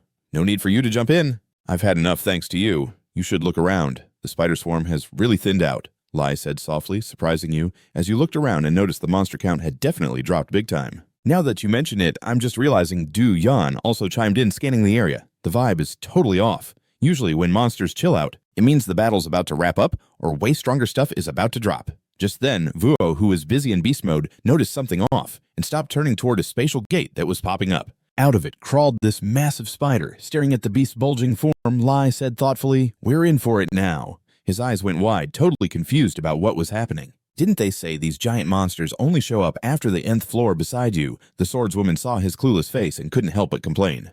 Aren't you tired of whining about this crazy scene? I've heard it so much my ears might bleed. But hold up, it wasn't just one giant spider. Now that got them even more shook. Looking at that giant spider, he finally got just how dangerous this was. Man, I was so full of myself talking big earlier, but what now? The last spiders just needed to be sliced and hit with blood venom. But against something this huge, who even knows if my attacks will work? The more he thought, the more your confidence went down the drain. Right at that moment, the swordswoman stepped up and said, Didn't you just tell me and Do John to take it easy? Why are you so sure we can't take this thing? You still won't ask for my help. Is that pride or just being stubborn? She whispered softly into Yu's ear, making his face feel a bit hot. Pink, huh? You asked out loud without thinking. You into this vibe, huh? It's kinda unique, but not too shabby. Now get ready to pay the price for that sweetness. The price might be a bit high, but don't think of it as a debt. While she said that, Du Yan slowly pulled out her sword. This was the first time you saw her ready for action. A sword she can fight barehanded, so why is she showing me this? You wondered to yourself, like she read your mind. Du Yan turned to explain. I just don't want to get my hands dirty, so don't overthink it. Hearing that, you went beet red. Oh man, sorry, you stammered. Your shy look made Du Yan laugh. You're just missing one more thing. I'll show you just once, and for you, just one clean slash of this sword will answer everything. After saying that, she started glowing with crazy energy and warned in a serious voice, Hey, Yan, keep your eyes on me. She slowly pulled her sword back, and the whole atmosphere got super tense. Just then, you heard Lai's voice from over there. Hey, Vuo, chill out, don't chase me. Go take down the monster, Lai called out, struggling to block Vuo with his sword. You've lost it and are attacking your own teammate. While they were squabbling, the giant spider behind them made a move, shooting a massive silk strand straight at both of them. Vuo reacted just in time, leaping to dodge, but Lai wasn't that lucky and got pinned to the wall by the silk. Spotting the spider daring to crash his fight, Vuo growled at it, ready to throw down. This whole scene made the protagonist break out in a cold sweat, thinking, oh man, this is a complete train wreck. Just then, Du Yan's voice cut through. Hey Yan, what are you staring at? Where are your eyes wandering? Focus on me. You quickly turned back and explained, I'm watching, but the spider's over there. Du Yan calmly replied, I told you it's fine. There's only one spider left now. With that, she swiftly swung her sword to attack. With a single slice, she cut that spider in half before it even knew what hit it. You watched Du Yan's moves with wide eyes and arms swinging up from below, a simple motion that brought total destruction. Just from that one moment, I felt death itself tearing the world apart, he thought. After witnessing that insane skill, Yu's mind went into overload, making him feel all dizzy, like he was in a whirlwind. A bunch of system notifications popped up. Got a quick handle on my skills. My authority just leveled up. My poison eye game, my eavesdropper skills, and my talk game shot up by 5 points. Just figured out a piece of some super intense martial arts concept. My soul depth is 390. Martial arts depth 97. Sword skills 52. I soaked up the essence of the slash. Now that depth is at 15. I didn't even have time to really check out the notifications. My head was pounding like crazy. No way. Just by casually watching her martial arts, my stats went through the roof. That power reminds me of when I busted through Optimus's energy field. That's gotta be an upgraded version of the lethal move she threw at me before. How can someone pump that much will into a sword? The whole idea of death I tapped into felt super real and shook me to my core. Just thinking about it made me tremble at the thought of facing that attack. Seeing me zoned out after the Dokojan called out, "Yo, Yan, were you paying attention? Don't expect to see it again." She then leaned in super close to Yan, making him jump back. "Why are you backing off?" she asked. "You're too close," Yuan stuttered. Then Du-Yan casually tossed him the elite spider core they just wrecked. "Huh, isn't this the core from that elite spider?" Yuan stared in shock at the stats of the life core. Stamina 11, demonic 12, carapace 15, spiderweb 10, resistance 1. He felt a bit iffy. Du-Yan took it down. "So is it really cool for me to take this core?" He glanced over at the swordswoman, her expression saying she totally knew what he was thinking. Du-Yan smirked and teased. "Hey, now it's a reward. Don't be a wuss, just grab it." Hearing this, Yuan turned away, all flustered. As they were chatting and the vibe got flirtier, the night lie hanging around saw everything. This public lovey-dovey scene was too much. He couldn't take it anymore and shouted, "Hey, you two quit the flirting and come help me. Vuo's gone totally berserk." As he spoke, Lai shot a scared glance at Vuo in the distance, who was going all out wrecking the elite spider like crazy. Damn, looks like Lai's totally useless. I'm gonna get taken out in no time. Only one person can stop her. And who else but Du Yuan, he thought, as he turned towards the strongest teammate. But when he saw her just standing there with her arms crossed like she wasn't about to step in, Yuan broke into a cold sweat. "Don't look at me like that. I've already done my part," she said coldly, the swordswoman replied. But since Yuan couldn't handle Vu Cho himself, he had to try and convince her. "I know you're not into it, but this is not a regular situation. If one of us bites the dust, who knows what will happen." Just as he finished talking, the elite spider's legs started moving like it wasn't done. Just as expected. "All right. I'll go deal with that beast," Du-Yan said as she started warming up, pumping Yuan with joy. "Oh, that's what I'm talking about," he cheered. But Du-Yan put a little condition on it.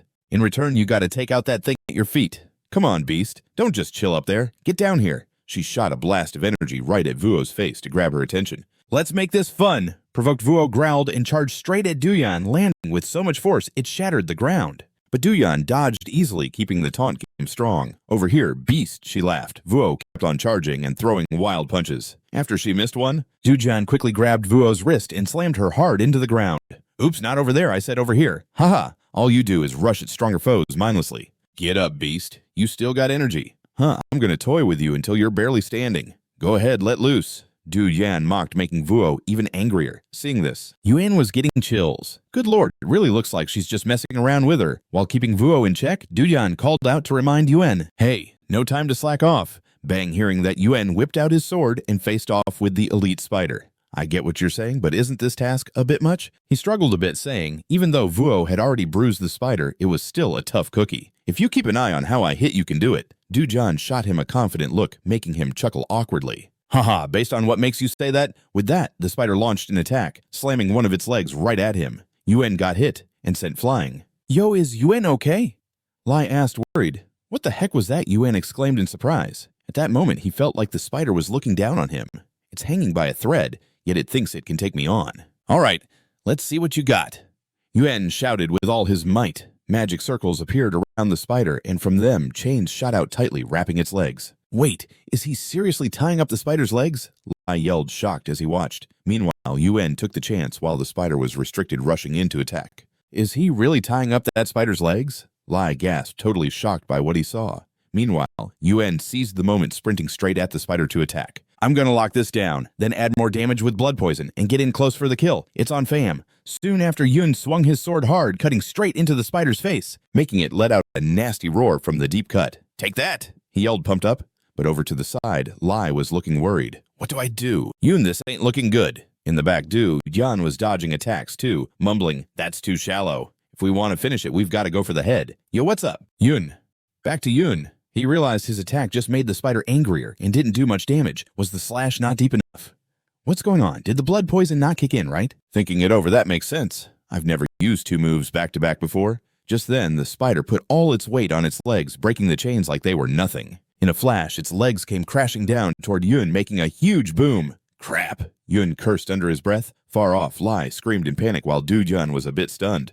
When the dust settled, Yun was back on his feet. Lucky for him, he used his sword to block the impact just in time, but even though he blocked it, the hit made him feel like he was falling apart. Huff, huff, I almost didn't make that. When it slammed into the blade, I shifted the angle. If that hit me straight on, my sword and arm would have definitely broken. But how did I know to do that? In that moment, what felt like a second lasted forever. Maybe it was seeing Deuce's swordsmanship. Yun thought, and his skills were increasing like a little boost. While fighting, he figured out the whole concept of flow. His flow leveled up to 5. Using his sword to help him up, he confirmed his vibe. So that's it. That sword strike changed me. Haha, crazy. I never thought I could unlock a martial side I didn't even know I had. Even though I can't copy your sword moves perfectly, I think I know what to do now. With that thought, a fire ignited in Yun's heart, and he stood tall in front of the elite spider. All right, spider, let's run that back. Bring it, he said, locking eyes with its multiple peepers with a serious face. To get back at him for that taunt, the elite spider lunged with its 4 front legs. Somehow, Yun swung his sword with mad skill, like a machine, blocking every relentless attack from that massive beast. Watching the intense clash from the sidelines, Lai couldn't help but notice something dope. A technique called parrying. It's all about blocking or deflecting an opponent's move. If you do it right, it not only stops the hit but can help you dodge serious damage and even set up for a counterattack. But pulling that off in a real battle isn't easy. A lot of folks go down before they learn it or just pick a different style. After all, you only get one shot at this life. That's usually the way it goes. But how could he pull it off so smoothly when he said he's never even held a sword before? The more she thought about it, the more curious she became about Yun's wild skill growth. Back to our dude Yun right now, he seemed to be everywhere at once, moving in 3 directions to parry the attacks coming from all sides of that huge enemy. While dodging, his eyes were laser focused, just waiting for his shot. And as soon as the giant spider swung its leg again, he knew it was game time. This is it, the front attack. Block and deflect that one from the right. As he thought this, Yun swung his sword, knocking away the leg coming at him. Just then, the spider swung another leg from the side. Quickly, Yun put his sword on his shoulder, letting the leg slide off, and shooting in another direction. After that, he let out a sigh of relief. All right, little by little, it's all making sense. Let's keep this up. Meanwhile, the battle between Du John and Wo was totally one-sided. Literally, the beast girl was being toyed with like a cat plays with a mouse. Getting bored, Du John just tripped Wo with her foot, making her lose balance and faceplant. Ignoring the meek girl, Du Yan turned her focus back to Yun's fight. No way. I figured you'd pick up some moves, just from watching the sword strike, but you've shown me something out of left field. There's a martial art in the Central Plains that's all about flow, but hardly anyone practices it. Deflecting an opponent's force is a skill that takes split-second timing, like 1 in 100,000. Because the risk is so high and it's tough to master, most folks go for easier moves. For someone like me who always chases over-the-top martial arts, you've opened my eyes to a whole new perspective. I never thought something I once brushed off as just a basic skill could be this deep and impressive. With that thought, the sword woman's cheeks flushed a bit before Wo's yell broke her out of it. Thanks, Beast Girl, for reminding me of my own mess. Hey, let me go, she cried again, not even acknowledging that Du Yan just kept thinking while countering attacks. It ain't enough to end the fight. You gotta see the bigger picture. You know, if you're here now, show me what you got. If you're really slick enough to flow and redirect your enemy's power, then for sure, you can hit him back hard. Back to you, that dude figured this out too. So he kept watching closely, waiting for that perfect moment. Then just as the elite spider went for you again, he charged in to intercept the move. At that moment, you used the spider's force against it, spinning around and bringing down a wicked combo of 2 slashing skills. He was thinking fast, parrying the spider's leg with his sword, while using that momentum to crank up his slash. He combined some mad traits, poison blood, and cleave into the attack, swinging his sword right at the spider's face, making a huge gash instantly. The spider screamed like it was on fire. From behind Du, John was watching this fist pumped with excitement. That's what I'm talking about, you nailed it, she cheered inside. Now back to Yun after seeing the spider fall. He dropped to the ground, breathing hard from all the effort. As a pat on the back for his fight, the system flashed a notification remixing the origin concept to create something even stronger. The conceptual depth of poison air and language just went up by 5 points. Looking at the alert, Yun was totally shocked. Wait, I did that. It went up that much, he thought. But before he could check his status again, he heard Lai and Dujan calling him. Hey, Yun Lai was like, can you help me out? I'm stuck in this spiderweb. Meanwhile, Yucho was still trying to pound Dujan. And this thing too, Dujan said as a reminder. Yun could only manage a weak smile. Everyone wants my help, cause I took down one elite freak. Hey, you're the brainiac here. Lai's eyes were watery with nerves. I'm sorry I'm stuck and can't use my magic. Dujan nodded, agreeing. This monster is a beast with strength and toughness. Man, I wish I was trapped like that idiot, she complained. Dujan's words sparked an idea in Yun. That sounds like a plan, he muttered. He sprung into action, analyzing the concept of the spider silk binding Lai and feeding it to Yan. All I need is a net that catches monsters. He soaked up the concept from the spider silk and fed it to the little snake. Jan, you just picked up the concept of spiderweb, your conceptual depth. Van is 25, way stronger than that 16-level spiderweb. After absorbing the idea, Jan transformed into a cage made of chains. Yoon flung the chain net at Yuko, catching her completely off guard. Before she knew it, chains had wrapped around her totally, and the more she squirmed, the tighter they got. Yoon was grinning. "Ha, go on, struggle all you want, Yucho. These chains are tougher and will suck your mana dry." The more you squirm, the tighter it'll get. Meanwhile, the chains coiled around Yucho's body in a wild way, making both Lai and Yoon blush. Lai quickly covered Yoon's eyes and warned, "You shouldn't be looking at that." Yoon was grinding his teeth in annoyance. "Well, what about you? I'm fine," Lai responded awkwardly. Du-Yan was eyeing the situation, nodding with satisfaction. "Oh, thank goodness this room ain't changed yet. Those chains are hella useful." Just then, Yoon's ID card started beeping like crazy again, giving him serious vibes of urgency, and he shouted to the group, "My ID card is going off again. Let's bounce out of here, quick." "Daochu?" John nodded in agreement. "For sure, we gotta split now." No sooner had she finished than a red energy orb popped up behind them.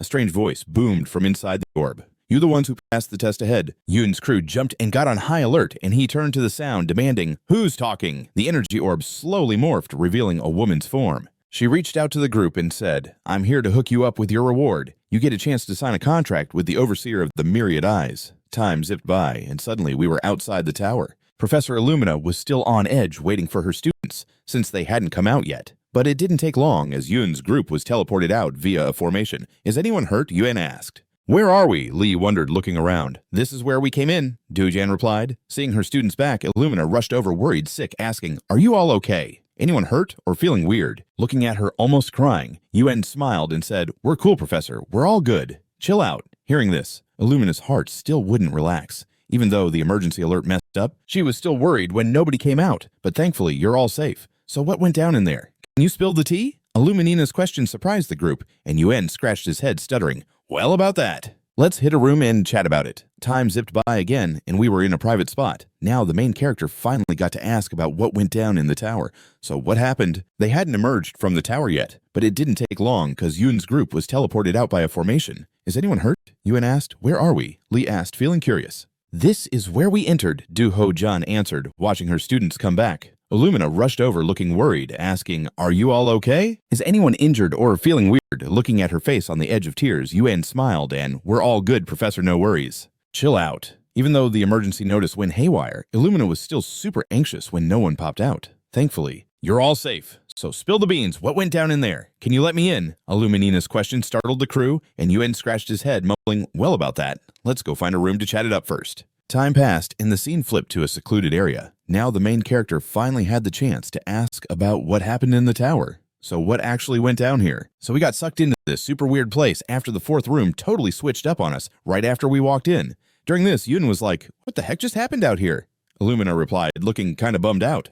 "Well, turns out a student got straight up murdered by some intruder from outside. The academy is trying to deal with it, but that student's crew is really messed up. That might explain all the freaky stuff happening earlier. Remember how we talked about the intruders before?" Illumina's earlier words popped into Yoon's head. "Those dimensional robbers are after the freshmen and they mess them up, stealing their cert cards. No coming back from that, and they'll be stuck there forever." Just thinking about it made Yoon break out into a cold sweat, and he hesitantly asked, "So have we even found that intruder yet?" Illumina shook her head. "They slipped away. The students there couldn't stop them." Hearing this, Du-Ho-Yan, who was chilling to the side, chimed in with his thoughts. "Feels like this whole test was a setup. Even if they're not from this place, there are still creeps who want to climb the tower with the freshies. Newbies are easy targets, so they go and off the freshmen who just passed the entrance exam, trying to tarnish the Tower Climbing Academy's rep and sneak in with those stolen cert cards. Then, from the Academy's angle, dealing with the intruders turns into a must-do test, really putting pressure on the students." Right. As he said this, Du-Ho-Jan shot a cheeky look at Illumina. What he said kinda hit the nail on the head, leaving Illumina speechless as she stared at Du-Ho-Jan. Seeing her all flustered and not knowing how to respond, he sighed and smirked.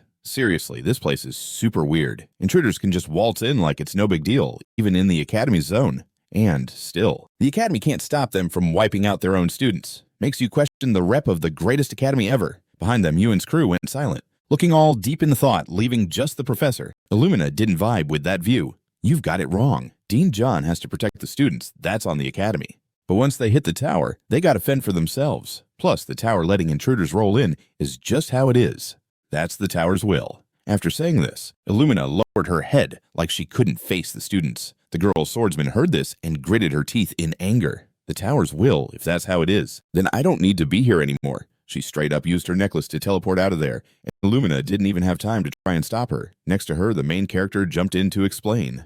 You gotta understand her, Professor. Some pretty messed up stuff went down in the tower. Turning to Illumina, she noticed Yu's crew was acting super weird since they got back. And she asked, you tell me what exactly went down in there? The main character looked a bit lost, but then filled her in on everything.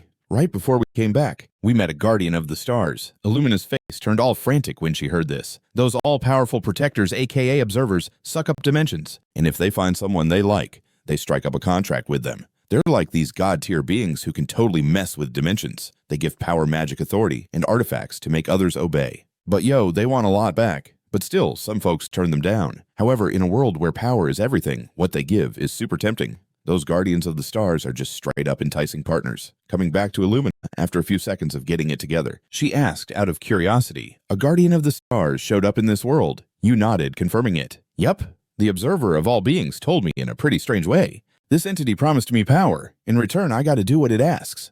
As he said this, the main character's face looked a bit confused, but Illumina didn't seem to catch on. Instead, she lit up with excitement and congratulated him. That's so epic. Getting offered a contract with a guardian of the stars right after stepping into the tower is like unheard of in Academy history. Scoring a contract with a guardian of the stars this early proves your talent is recognized. She continued to rave, not noticing how the more she blabbed, the gloomier the looks on Vucho's faces got. In the meantime, the main character found it hard to believe he was that special. Is that for real? You asked again. Looking all doubtful, Professor Illumina nodded seriously. You're not messing with me, right? He kept questioning. But being praised wasn't making him happy. It just made him more confused. Professor, how does the Academy feel about these contracts and the Guardians of the Stars? He asked directly. Illumina looked curious at first, but replied right away. Of course they stay neutral, but if a real chance comes along, they'll tell you to go for it.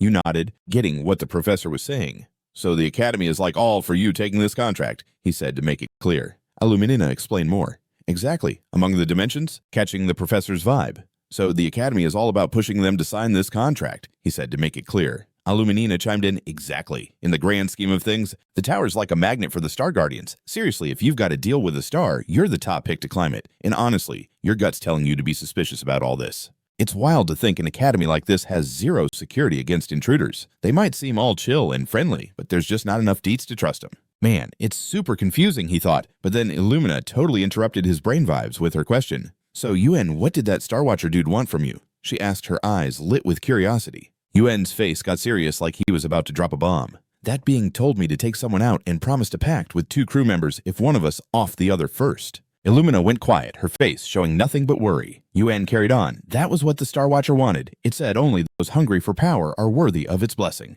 Yeah, it wanted us to take each other out to prove it. He remembered that moment when the Star Watcher laid down that savage demand. Cut your buddy's throat and bring it to me. I'll make you my ride or die until you hit the top of the tower and snag what you want. My love won't bail on you. Now get to it. Its icy voice echoed, just begging them to turn on each other. Yuen thought it was totally nuts killing friends just for some power. That's insane. You really think I'd do that? He thought, casting a side eye at Dako Yan. If he lost it, no one could chill him out. And sure enough, Du Yan was not holding back. He moved a step forward, his gaze icy as he glared right at the Star Watcher. Leave me alone, he said, flexing his power like a boss. Back to the now, Illuminina was totally lost by his story. So that's what went down. That dude must have used all his strength, huh? She asked. Yuen nodded. Yeah, he made the Star Watcher back off, but the way it toys with our lives is just terrifying. He paused, then asked, so does this mean we can't hit the tower for the rest of the week? Seems way too sketchy now. Illumina replied, they'll be watching the tower till the end of next week to keep any nosy intruders out. Yuen started rethinking his game plan. He needed to beef up to take on a rector, but now climbing the tower was a no-go. The duel with a rector was on Tuesday, and now he was dead in the water stress weighing him down. This totally sucks, Yuen thought to himself, feeling the pressure mounting. How am I supposed to make the most of the time I've got left? While he was stressing over it, he suddenly remembered something and spun back to his professor. Professor, I was thinking of reporting what went down in the tower along with the audio we got. Is that cool, Professor? Illuminina thought for a sec before giving him a nod. Sure, but if possible, I'd love to hear your side over some food. But it looks like that's not happening right now. As she spoke, she glanced at Vuo, who was just chilling in a corner. Seeing everyone's vibe, Yuen could only shake his head. Yeah, everyone looks wiped out. Turning back to Professor Aluminina, she comforted her squad. I get it. You and Vo, you guys did great. I'll make sure nothing like this happens again, starting next week. Just don't let it mess with how you feel about the academy. For today, just catch some Z's. Hearing that, Lai's mood seemed to brighten up. He turned to say, Yes, ma'am. If you don't mind, have a rad weekend. With that, both Lai and Vucho activated their pendants to bounce out. Right when Yuen was about to do the same, Illumina called him back, asking him to hold on for a second. Yo, I have a question, and I'm going to be real with you. That being known as the spectator of all beings, not only promised to team up with two of the four of you, but also specifically mentioned you and Du Jun, right? Her spot-on guess caught him off guard, and he nodded, feeling guilty as he thought back to the moment the spectator called out their names. You two can totally make it to the top of the tower together. Word. But only if you ditch these anchors. The spectator said, pointing at Lai and Woe, looking totally worn out. Both were shocked, but the spectator kept going. All right now, my beloved kids, go take care of those anchors. I swear you two will climb the tower side by side, left with only the best potential to smash everyone. Take the power I've got. It's what the world's built on. Back in reality, you walked into your room and saw Lai all curled up in a chair, looking lost in thought. He's back at last. Is he not going to freshen up or anything? You mumbled before speaking up. Whoa, that's a vibe. Even Wu Cho couldn't lighten him up. You good sitting like that looks hella uncomfortable. Lai shot you a cold look. Are you roasting me for my sitting posture? You quickly backtracked. Nah, not at all. That's not what I meant. Lai hung his head, his voice laced with shame. Sorry. Honestly, I just want to dig a hole and hide in it. Feel free to roast me. I didn't mean that, you said, feeling flustered, but for some reason, his words made Lai chuckle bitterly. For real? I'm not even worth the breath it takes for you to roast me. The more you listened, the more you sensed that Li's mind was in a dark place. What is up with his reactions? Lai shot you a frosty stare. Are you seriously roasting me for sitting kinda weird? You quickly backtracked. Nah, I didn't mean it like that. Lai dropped his gaze, sounding all embarrassed. My bad. Honestly, I just want to dig a hole and hide. Go ahead and let me have it. No way, that's not what I meant, you stammered, feeling all kinds of awkward. But somehow, his words made Lai snicker derisively. Seriously, I'm not even worth your breath to curse out. The more you listened, the more you sensed that Li was in a pretty dark place. What's up with him? He's usually super full of himself, you know? And then out of nowhere, Lai just goes, Yo, I actually kinda hate you. You didn't even flinch, just shrugged it off like, haha, and I hate you too. Look at us finally vibing on something.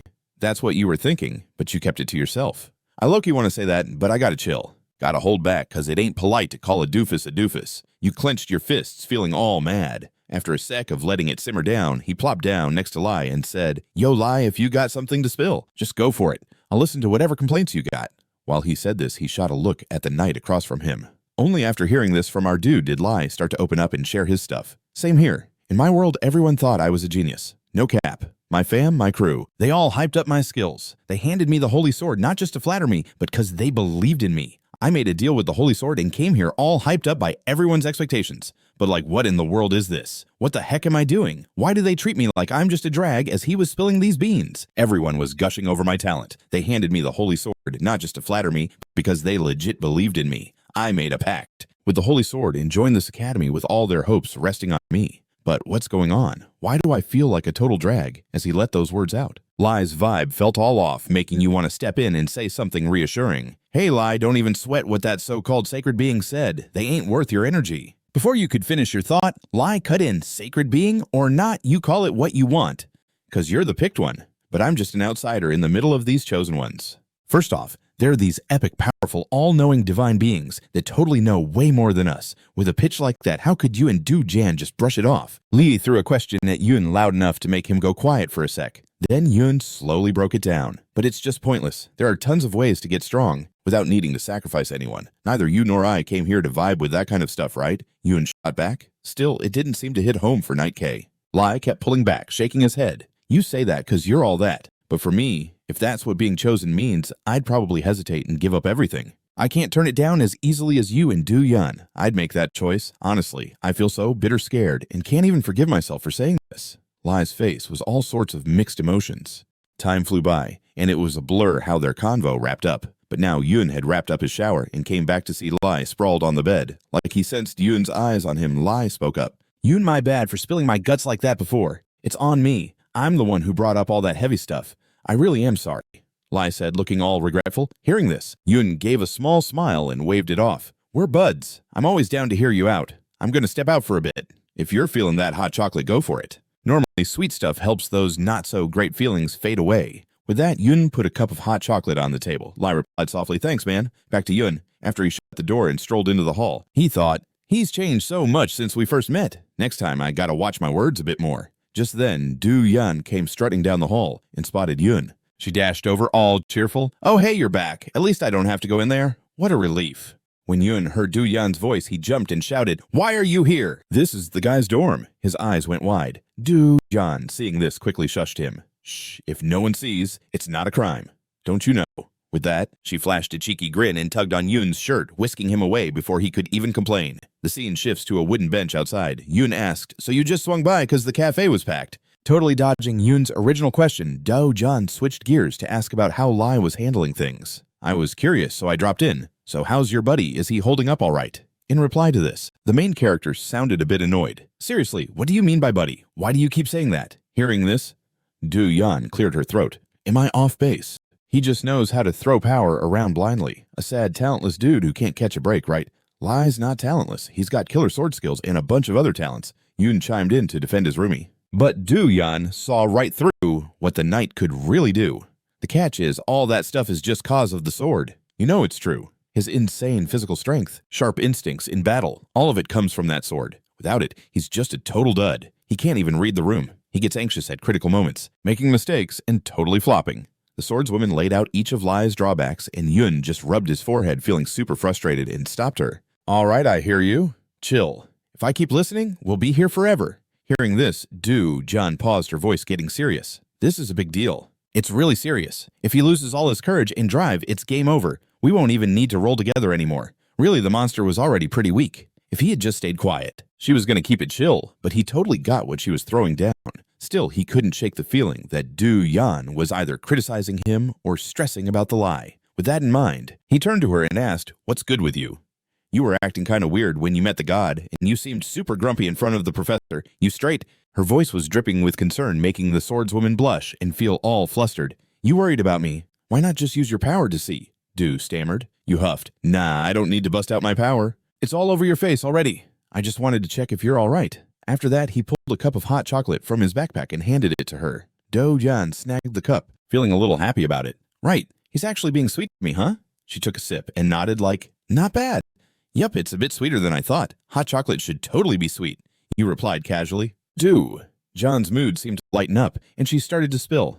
"Thanks for being all worried about me, but it's not a big deal. I was just kind of annoyed." You shot back with curiosity. "What got you so annoyed?" "Honestly, I'm not even sure. You think I, the observer, with 10,000 eyes, and that thing think on the same wavelength. You seriously believe that?" Her words kind of caught you off guard. "Wait, what?" Dude John kept explaining. "Basically, it's the same vibe. If those two can't help, I was thinking about just getting rid of them." The more you listened, the more it felt like something was way off in what she was saying. So, you shot back, "What kind of nonsense are you saying?" Du Yan's face froze over. "That's why I'm annoyed. If I was a bit more heartless, I would have only rolled with those who had potential. If I was really savage, I could totally cause their downfall just by not caring. Maybe I messed up agreeing with that approach." "Du," John said with a bitter tone. Meanwhile, our main dude just sipped his hot chocolate and asked, "Really?" "Yup," Du John replied coolly. "So you're just being extra, huh?" The teasing made the swordswoman's face turn crimson with rage, and she looked away, muttering under her breath, "I dropped my deepest thoughts, and this is the reaction I get." "Huh?" Then she turned back and asked again, "You really think those two got talent?" You locked eyes with Du John, all confident. For sure, no matter how epic the artifact is, if they ain't got talent, they wouldn't have gotten this far. Lai has a natural knack for the sword, but he's too reliant on that holy sword. It messes him up in real fights. Vuo, on the other hand, is stacked with potential and a killer physique. But her own mindset holds her back. If they can help each other and smash through their weaknesses, their talent will blow our minds. You grinned as you wrapped up your take. Your words got the white-haired girl thinking deep. Even though she wasn't all in with trusting the two, yet she figured she could trust you a bit. "All right, I'll vibe with you. If they grind hard, the results will show it." Hearing that, you sparkled with excitement. "So you're cool with helping them. Like you said, if they get through their troubles and level up, I'll give you props. But if they flop, you're gonna have to own that responsibility?" She shot back while staring you down, making you a little flustered. Before you could say anything, Du John hit back. "You've got me putting my judgments on hold to waste time on those dummies. Think it over. I'll catch you later. Don't forget to drag those two kids along tomorrow morning." With that, she bounced out of there, leaving you totally speechless. Time zoomed by, and the next morning training kicked off. Lai and Dujan were going at it, their punches slicing through the air and echoing everywhere. As expected, Lai was totally getting wrecked, and his punches didn't even graze Du Jun, who sent him flying like a ping pong ball toward you with one hit. "Hey you!" Lai yelped weakly like he was giving his last words. "What's up? I'm here. I'm here." You dashed over. Lai shot you a glaring look.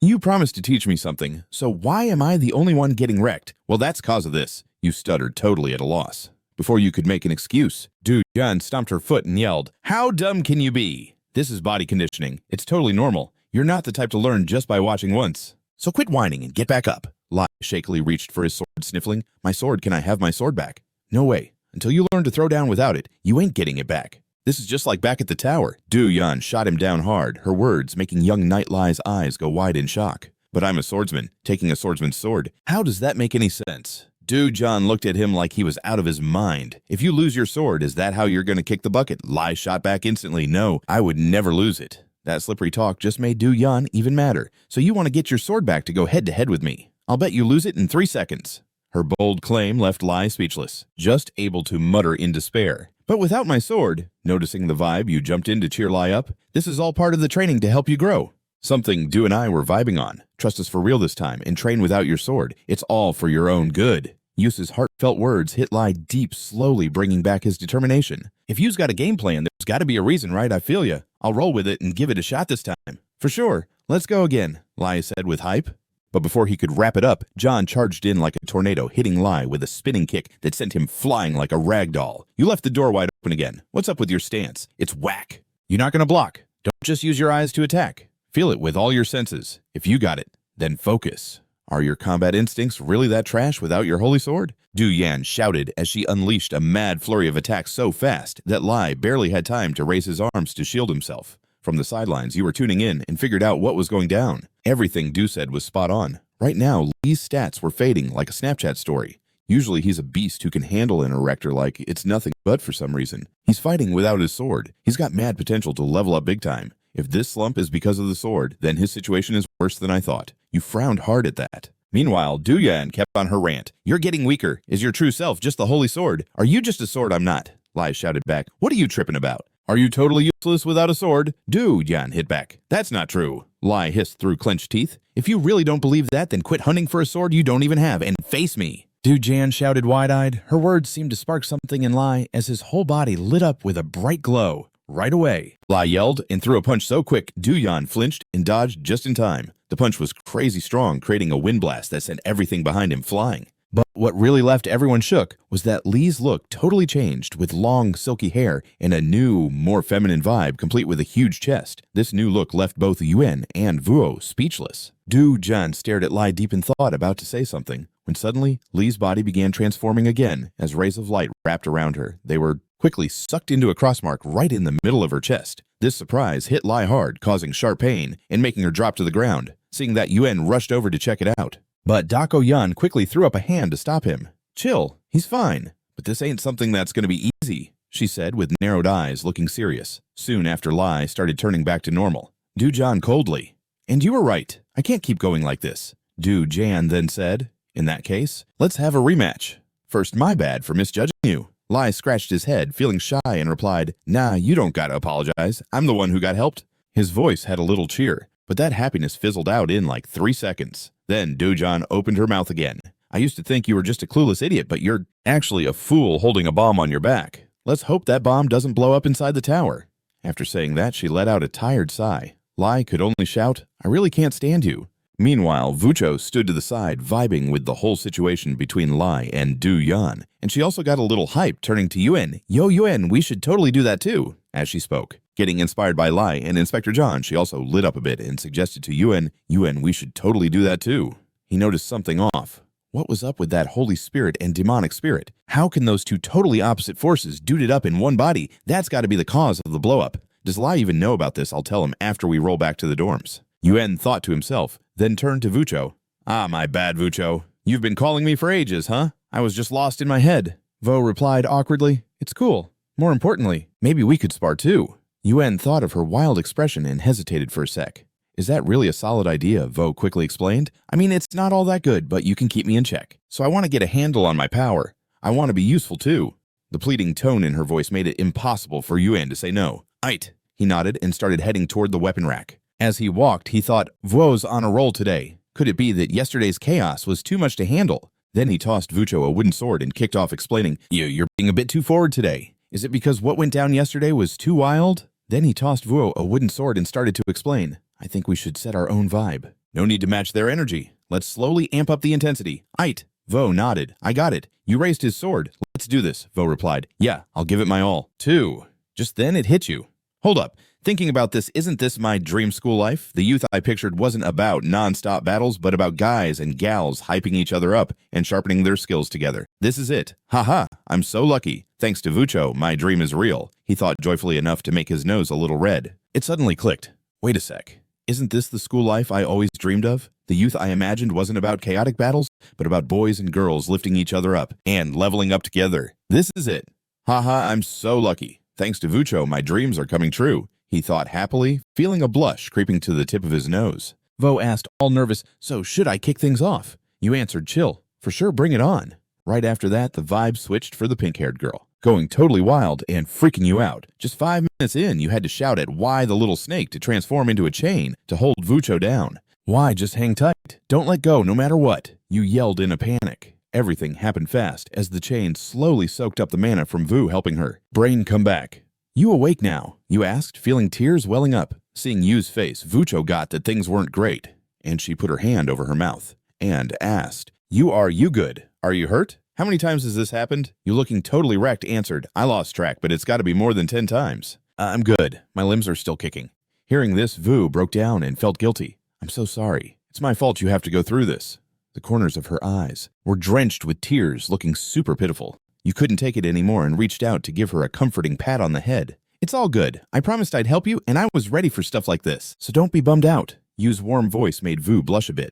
But that sweet moment didn't last long, as Do's shout crashed in, surprising them as if they'd been caught in the act. Haha, while I'm over here grinding, you're over there flirting with a beast, dude, John said, dragging a floppy body behind her towards them. You shot back fast. What flirting, can't you see? I almost bit the dust just now. Dejan looked skeptical, all sweet-talking and innocent beast. Her voice dripped with sass, and Vu rushed to explain. That's not it. You were just worried about me. Dejan shot a suspicious glance at Vu. Is that so? Is the beast hiding some secret intentions? Her words made Vucho blush hard. Then Dako stopped the joking and got serious. It's rude to be spaced out while training. Beast, you should shake off those thoughts. Meanwhile, you were deep in thought about Vu. She used to be super upbeat, but now she's all shy. She's way too soft on Duyan. But thinking about it, she's really giving it her all. You decided to do something to lift the pink-haired girl's spirits. You spoke up? All right. I asked the professors if I could take one of you with me when I bounced from the floating island. Just got the green light.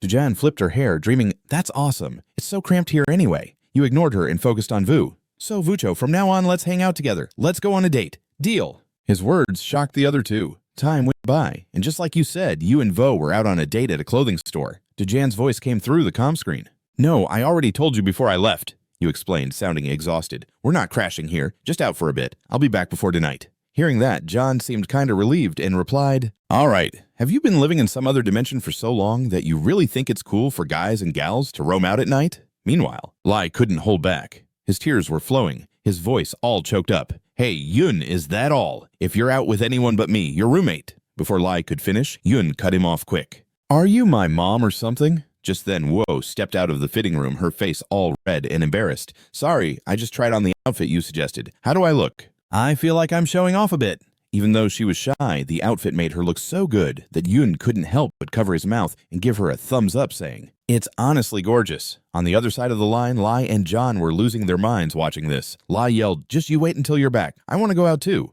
Ignoring that, Yun and Woe started their stroll together. It was Woe's first time out of campus, and she was super stoked. Wow, this is epic. I had no idea there was such a big city right outside the academy, she said, looking around all curious. Yun smiled gently and nodded. Super cool, right? I've only hit the city outskirts twice myself. Let's roam around for a bit. There are shops and a shopping area over there. Yeah, sounds good. Woe agreed and quickly followed Yun. But soon enough, she noticed the crowd totally swallowing her.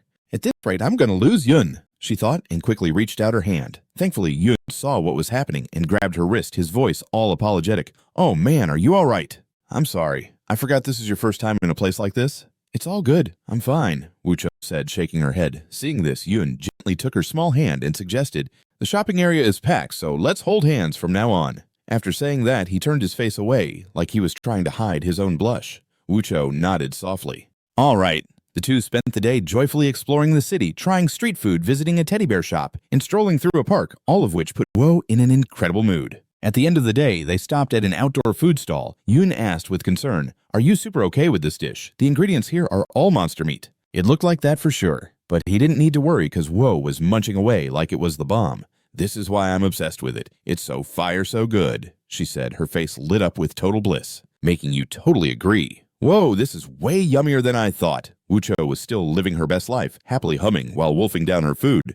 "I can't believe I'm having this bomb meat after hitting the city. All thanks to Yoon." But then her vibe took a nosedive, and Yoon noticed it right away. "What's up, you don't like it?" Wo looked kind of bummed. "Nah, it's not that. I just realized I was kind of going overboard. This is the first time in ages Yoon's taken me to the city. You hooked me up with nice clothes and a killer meal, but I haven't done jack for you. I'm just wondering if it's chill for me to be enjoying this so much. I don't even know if I'm really getting a grip on my powers." As she spilled this, her voice got all mixed up and confused. Hearing that, Yoon got all deep in thought for a sec. Then he slowly lifted his hand, sketching something in his palm, and said, "Can you peep this for a sec? The vibes you're feeling right now, they're chilling in my hand." Wucho stared, her eyes full of question marks. Then she shook her head. "I don't get it." "Yeah, let's just say there's something," he replied, all awkward, and kept breaking it down. "Before my power only showed anger, but it switched up now. Even though we haven't hung out long, I can feel all these emotions. If we get closer, I know we can untangle your dilemma." Wucho looked down, her face kind of sad, and quietly said, "My struggle, you know what it is, right?" "Yep, but all your worries are history now."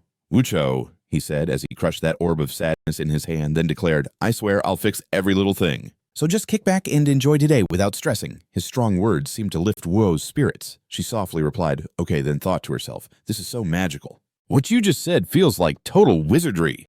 Turning back to him, he scratched his head in shyness, like he just realized he was being kind of a show-off. "Maybe I went a bit overboard. Next time we chill. I won't call it a date anymore." Wo quickly jumped in. "No way. It's not overboard at all. Honestly, I want to get closer to you. I want to get to know you better, just like Do Jan. She might seem kind of scary to peeps, but she really digs you." He shook his head, denying it. "Nah, she doesn't like me. She just wants to own me like a sharp weapon or something." Wucho burst out laughing. "You really think that you look so lost right now? What's so funny?" Wu replied gently. "No, I'm just feeling way more chill. I used to think you were all-powerful or something, but I might have been super wrong. So now I feel like I can push myself harder. Come on, if you're done munching, let's bounce. You've hooked me up with so many gifts and clothes, so to say thanks, I'll help you pick out a totally rad street outfit." You smiled and nodded. "Cool, don't stress about cash. Let's just vibe." Wo grinned. "Haha, going out with someone as epic as you feels so dope." Meanwhile, in a totally awkward meeting with the Academy's profs, the vibe was super tense. The tiny robot on Professor Aluminina's shoulder looked worried. "I'm good," she whispered, trying to keep it quiet. "It's just a smidge awkward, but we'll be chill." In the meeting room, a voice yelled out, "How did news about the tower go around so fast? Who would even accept a ranking like the tower climbing leaderboard? How dare they throw this out there?" A female prof stepped up. "The info is spreading too quickly. There's no way to stop it." "Exactly, because no one is stepping on each other's toes," someone else countered. But right then, another prof slammed his hands on the table, his voice filled with rage. "From the jump, we were dumb to let people from the lower world act so reckless like this." In the middle of the tense meeting, a loud shout shut everyone up. "That's enough, Professor Aluminina. No matter how you feel your students went way too far, this is a major rule break, right? Do you realize the responsibility on your shoulders for letting him run wild?" The purple-haired professor shot a glare, his tone dripping with criticism. Going back in time, a bit before the meeting, Illumina had checked out the video recorded by Yu's crew. She felt her head spinning. Oh snap! He actually filmed everything inside the tower. At first, he just said he'd climb it and film his journey. I didn't stop him, but I never thought it'd go this well. Obviously, tech and artifacts can't work inside the tower since they'd get overloaded by its energy flow, which is just how this world rolls, but he beat the odds and brought back mind-blowing results. He probably doesn't even realize it. Not only did he grab footage from inside the tower, but he also made a tool that could work within it. It's totally unbelievable. And the idea went even deeper. Illumina thought back to her convo with you when he floated the idea. "Wait, you're actually going to post that footage on your channel?" Aluminina asked, shocked as you honestly replied. "Yeah, I think it'll grab a lot of attention. We call ourselves Rebel. We're all about changing our vibe at the Academy." Illumina didn't stop him, but meanwhile, you sat quietly lost in thoughts about Woe. She used to be such a ray of sunshine. "What, you're going to post that video on your channel?" Aluminina shot back surprised while you replied honestly. "Yeah, I think it'll grab a lot of eyes." "Rebel, that's our crew name. We'll boost our rep with the other students around here." Illumina didn't stop him, but you sat there all quiet, deep in thought about Woe. She used to be so upbeat, but now she's all shy and acting super soft with Dude Joe. But honestly, she's not even crushing on him. You figured you'd do something to cheer up the pink-haired girl. And then he piped up, "Yo, I asked the teachers if I could bring one of you along when I head out of this floating island. Just got the green light." Joe smugly patted her hair. "That's awesome. It's so stuffy here anyway." You brushed her off and turned to Vuo. "So, Vuo, let's bounce from here. Yeah, how about we go on a date?" His words caught the other two off guard as time rolled on. Just like that, you and Vuo were vibing on a date at a clothing store when Joe's voice popped up on the comms. "Nah, I told you before I dipped." You said, kind of frustrated, "It's not an overnight thing. We're just stepping out for a bit. I'll be back before the sun sets." Hearing that, Joe chilled out a bit and replied, "All good. Have you been in another world for so long that you think guys and girls can just hang out like it's no biggie at night?" Meanwhile, Lai was tearing up over in the corner. Her voice was all choked. "Yo, is that it? You're hanging out with someone else. Your roomie before Lai could finish you butted in. Are you my mom or something to be this freaked out?" Just then, Vuo walked out of the fitting room, her face all red. "Sorry, I just tried on that outfit you suggested. How does it look?" "I feel like I'm showing too much." Even though it was kind of cringe, the outfit made her look so good you couldn't help but cover your mouth and give her a thumbs up. "Seriously, it's stunning." On the other end, Lai and Joe were practically losing it watching all this. Lai yelled, "Just you wait till you get back. I want to go out too." Setting that aside, you and Vuo hit the streets together. It was Vuo's first time outside the school grounds, and she was totally stoked. "Whoa, this place is insane. I didn't think there'd be such a huge city outside the academy," she said, her eyes wide open. You smiled a little and nodded. "It's dope, right? But I've only been to the city's edges twice myself." "Let's stroll around for a bit. There's a shopping district over that way." "Yeah, for sure," Vuo agreed and hurried after you. But then she noticed she was totally getting lost in the crowd. "At this rate, I'm gonna lose you," she thought, and she quickly reached out her hand. Luckily, you spotted the issue and grabbed her wrist just in time. Your voice all sorry. "Oh snap, are you good? Sorry, I forgot it's your first time here." "I'm cool, I'm fine." Vuo shook her head. Seeing this, you gently took her tiny hand and said, "There are loads of folks in the shopping district, so let's hold hands from now on." After saying that, you turned your face away to hide your own blush. Vuo nodded very slightly. Okay, the two of you spent the whole day having a blast exploring the city, from munching street food to checking out a stuffed animal shop and chilling in the park. All of this made Vuo feel way better. By the end of the day, you stopped at an outdoor place to eat. You asked nervously, "Are you sure you want to eat this? The stuff here is all made from monster meat." "Seems like it." But your worries were chill, because Vuo was digging it. "This is exactly what I wanted. It's so good," she said, looking super satisfied, making you nod back. "Wow, it's better than I thought." Vuo kept enjoying the meal, even humming a happy little tune. "I can't believe I'm actually eating meat like this. All thanks to you for bringing me to the city." But suddenly her vibe dropped and you noticed right away. "What's up, don't you like it?" Vuo responded sadly. "Nah, it's not that. It's just that I got a little too hyped. It's been a while since you brought me to the city. You gave me cute clothes and treated me to this awesome meal, but I haven't done anything for you. Is it cool for me to enjoy this much? Not even knowing if I'm really going to control my powers?" The more she spilled her thoughts, the more her voice wavered. Hearing her, you thought for a sec. Then you slowly raised your hand, gathering an idea into your palm, and said, "Can you peek here for a sec? The feels you got right now are totally showing in my hand." Vuo stared, her eyes all confused, then shook her head. "I don't see anything." Let's just pretend it's there." You said kinda awkwardly and went on. "Not too long ago, my powers were all about anger, but now it's different. Even though we've barely spent any time together, I can now pick up on all these emotions. If we get closer, I bet we'll find a way to fix your problem." Vuo lowered her head, sadness on her face, and whispered, "My problem. You knew all along, didn't you?" "Yeah, but now all your worries are behind you," you said as you crushed the orb representing her sadness in your palm.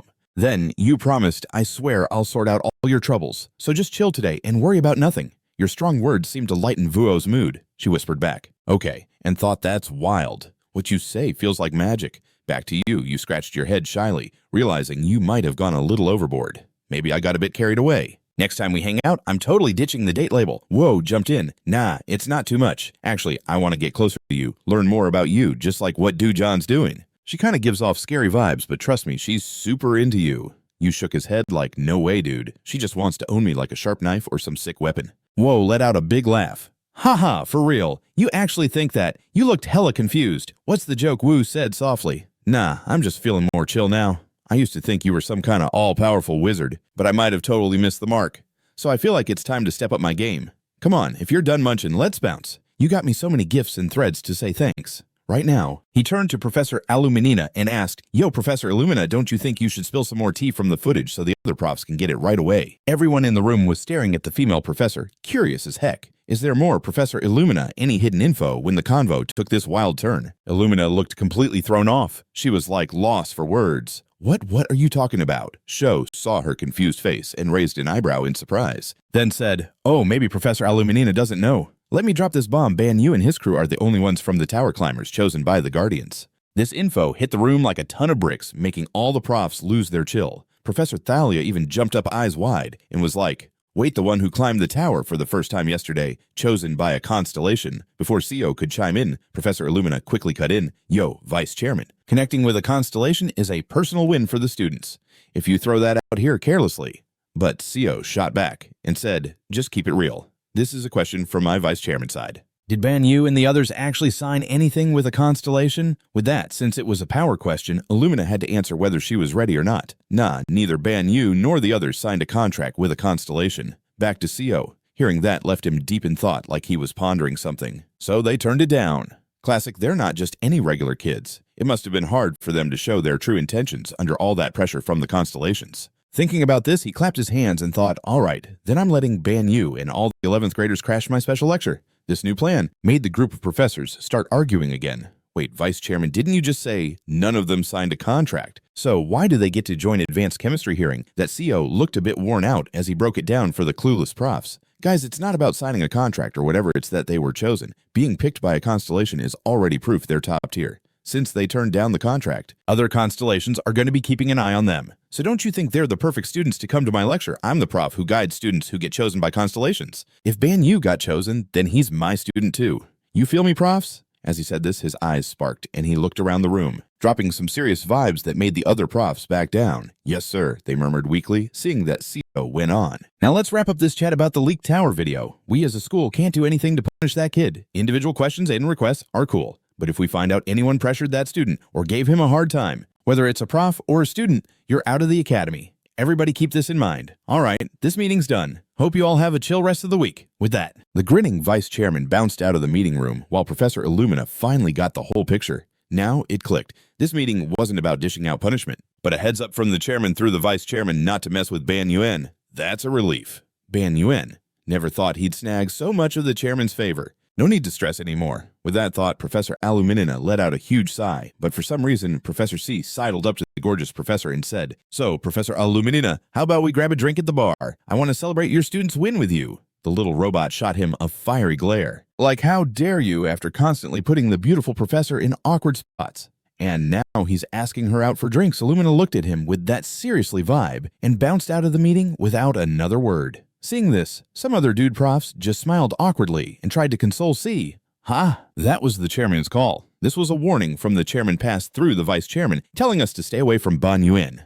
Thank goodness, Ban Yuen. I never imagined he'd score so much brownie points with the chairman. No more worries for me. With that thought, Professor Illumina let out a sigh of relief while out of nowhere, Professor C sauntered over to the stunning professor and suggested, hey, Professor Illuminina, how about we grab a drink at the bar? I want to celebrate your student's win with you. The little robot next to him shot him an angry glare. Like, how dare you after putting the beautiful professor in a tough spot all this time, and now you're asking her out for a drink? Illumina looked at him with eyes that could see through his nonsense, and just walked out of the meeting without saying a word. A few other male professors could only manage a forced smile and offer C some consolation. Haha, those eyes were like laser beams cutting right through him. He pieced out of that meeting without even a single word. A couple of the dude professors just threw him a half-hearted smile and tried to console C. Haha, looks like you got ghosted. Yo, Professor C, come grab a drink with us instead. Time flew by, and suddenly it was the next day. We flip over to the cafeteria where, for some wild reason, Y was swarmed by a bunch of students. Everybody wanted to vibe with him. Yo, you're BUN, right? I'm Mira from the Hater Squad. You down to join the student council? You didn't want to chit-chat for a sec. I'm Eureka. Are you actually from that manless secondary world? Are you even tuning in? I'm asking you out on a date. Let's link up tonight. Cool. Should I jot that down in my diary? The student council is always down to recruit talented peeps like you. A barrage of questions hit him like a ton of bricks, leaving Y looking totally lost. He had no clue what to do. Watching the chaos unfold, Joe couldn't help but ask, what the heck, why is it so packed in here? To break it down, L chimed in, sounding all proud. You remember that channel we launched together? It's gone viral. Right after that tower climbing vid dropped, we hit over 2 million subs, and that tower vid alone racked up 5 million views. Now, it's hard to find anyone in school who hasn't checked out our channel. Lost in her thoughts, Joe watched Y getting all that attention and was like, honestly, I didn't think filming would be that sick. But seeing how everyone's reacting, Banu's ideas and skills are pretty lit. Time zipped by, and finally Yuen managed to slip away from the crowd, crashing down at a table and whining to his friends. "Dude, it's only Monday morning and it's already like this." Across from him, Vuo grinned and cheered him on. "Nice job, you." Lai took the chance to bust his chops. "Hey, look at you, Mr. Popular. Living the dream." He shot back with a sarcastic smile. Maybe it's still better than getting dragged into drama just for existing. Then he suddenly thought of something and turned to Lai, saying, "Oh hey, you've got a lot of fans. If someone wants to chat with you, try being a bit cooler to them. They said they're too scared to come up." Lai smiled chill. "If they come with good vibes, I'm down." But not everyone was on board with Yuen's crew. A few haters started throwing shade. How dumb is it to freak out over a staged vid? There's no way they could crush 4 rounds that quickly, especially that crew from a secondary world. Look at the size of that spider. Yeah, it's obviously a fake. How can they let clowns like that run wild? Just wait. Tomorrow all those lies will come crashing down. Chung shot an evil look at Yuen, making him suddenly remember something. Oh snap! Tomorrow is when I have to face that giant after everything that just went down. All the haters and doubters are probably itching to see me crash and burn tomorrow. Hearing this, Lai and Vuo looked visibly anxious. But apart from hyping Yuen up, they couldn't really do much. Meanwhile, Duho Jun, having just wrapped up her meal, casually wiped her mouth with a napkin and said with a grin, "Well, you just gotta serve the best show you can for both your haters and your fans, right?" Yuen chuckled. "Haha, you got a point." He also thought to himself that at least tomorrow would be a solid chance to grab some new followers. Time whipped by. The scene flips to the training arena where Yuen and his opponent Hector were already waiting. The referee called out, "This match is going to be live streamed on the school's channel. You both cool with that? If so, sign the document." As soon as he wrapped that up, a system window popped up in front of them. Yuen couldn't hide his shock as he read the details. What are these disclaimers? If one of you taps out or gets knocked out, the match ends. Attacking vital spots is a no-go, but as for injuries, you're on your own. Are they seriously telling us to go all out until one of us is disabled? The more he thought about it, the less Yuen got the school's policies. But Hector piped up, his voice dripping with mockery. "Hey, negotiator." Yuen, taken aback, shot back. What? Hector kept throwing shade. "Getting scared now. Are you? If you are, just surrender like a coward. All you gotta do is crawl between my legs and bark like a dog. And I'll take your surrender." Those words hit a nerve with Yuen. What a meathead. What the heck is he even saying? Nearby, the thuggish dudes who had been schooled by Lai were there too, running their mouths. That lowly commoner thinks he can make a scene. Come on, rip that guy apart, Hector. In another section, Optima was watching from the stands with a pensive look. Unaware of this, Du Ho-jun turned to her friend Lai, who was busy live streaming on his channel, and asked, "What's the crowd saying?" Hearing her, Lai replied with a stiff face, "We got over 10,000 viewers live, but most are trash-talking Yuen." Seeing the scene, Vuo fretted, "Everyone's jumping on Yuen. That's so unfair." Meanwhile, Du Ho-jun didn't seem fazed. She casually thought, "This really isn't shocking at all. We can count the folks who support us on one hand. So this reaction isn't surprising. Right now, with so many eyes watching, Yuen's got to prove himself. After all, to show off his skills, he's got to put in the work himself." Back to Yuen's perspective, Hector's trash talk got him cracking up. He thought to himself, "Crawl between his legs and bark like a dog. Haha, not a chance. That's just not fair." Meanwhile, Du Ho-jun didn't seem too shaken by the situation. She thought casually, "Honestly, this isn't surprising at all. The peeps backing us could be counted on one hand.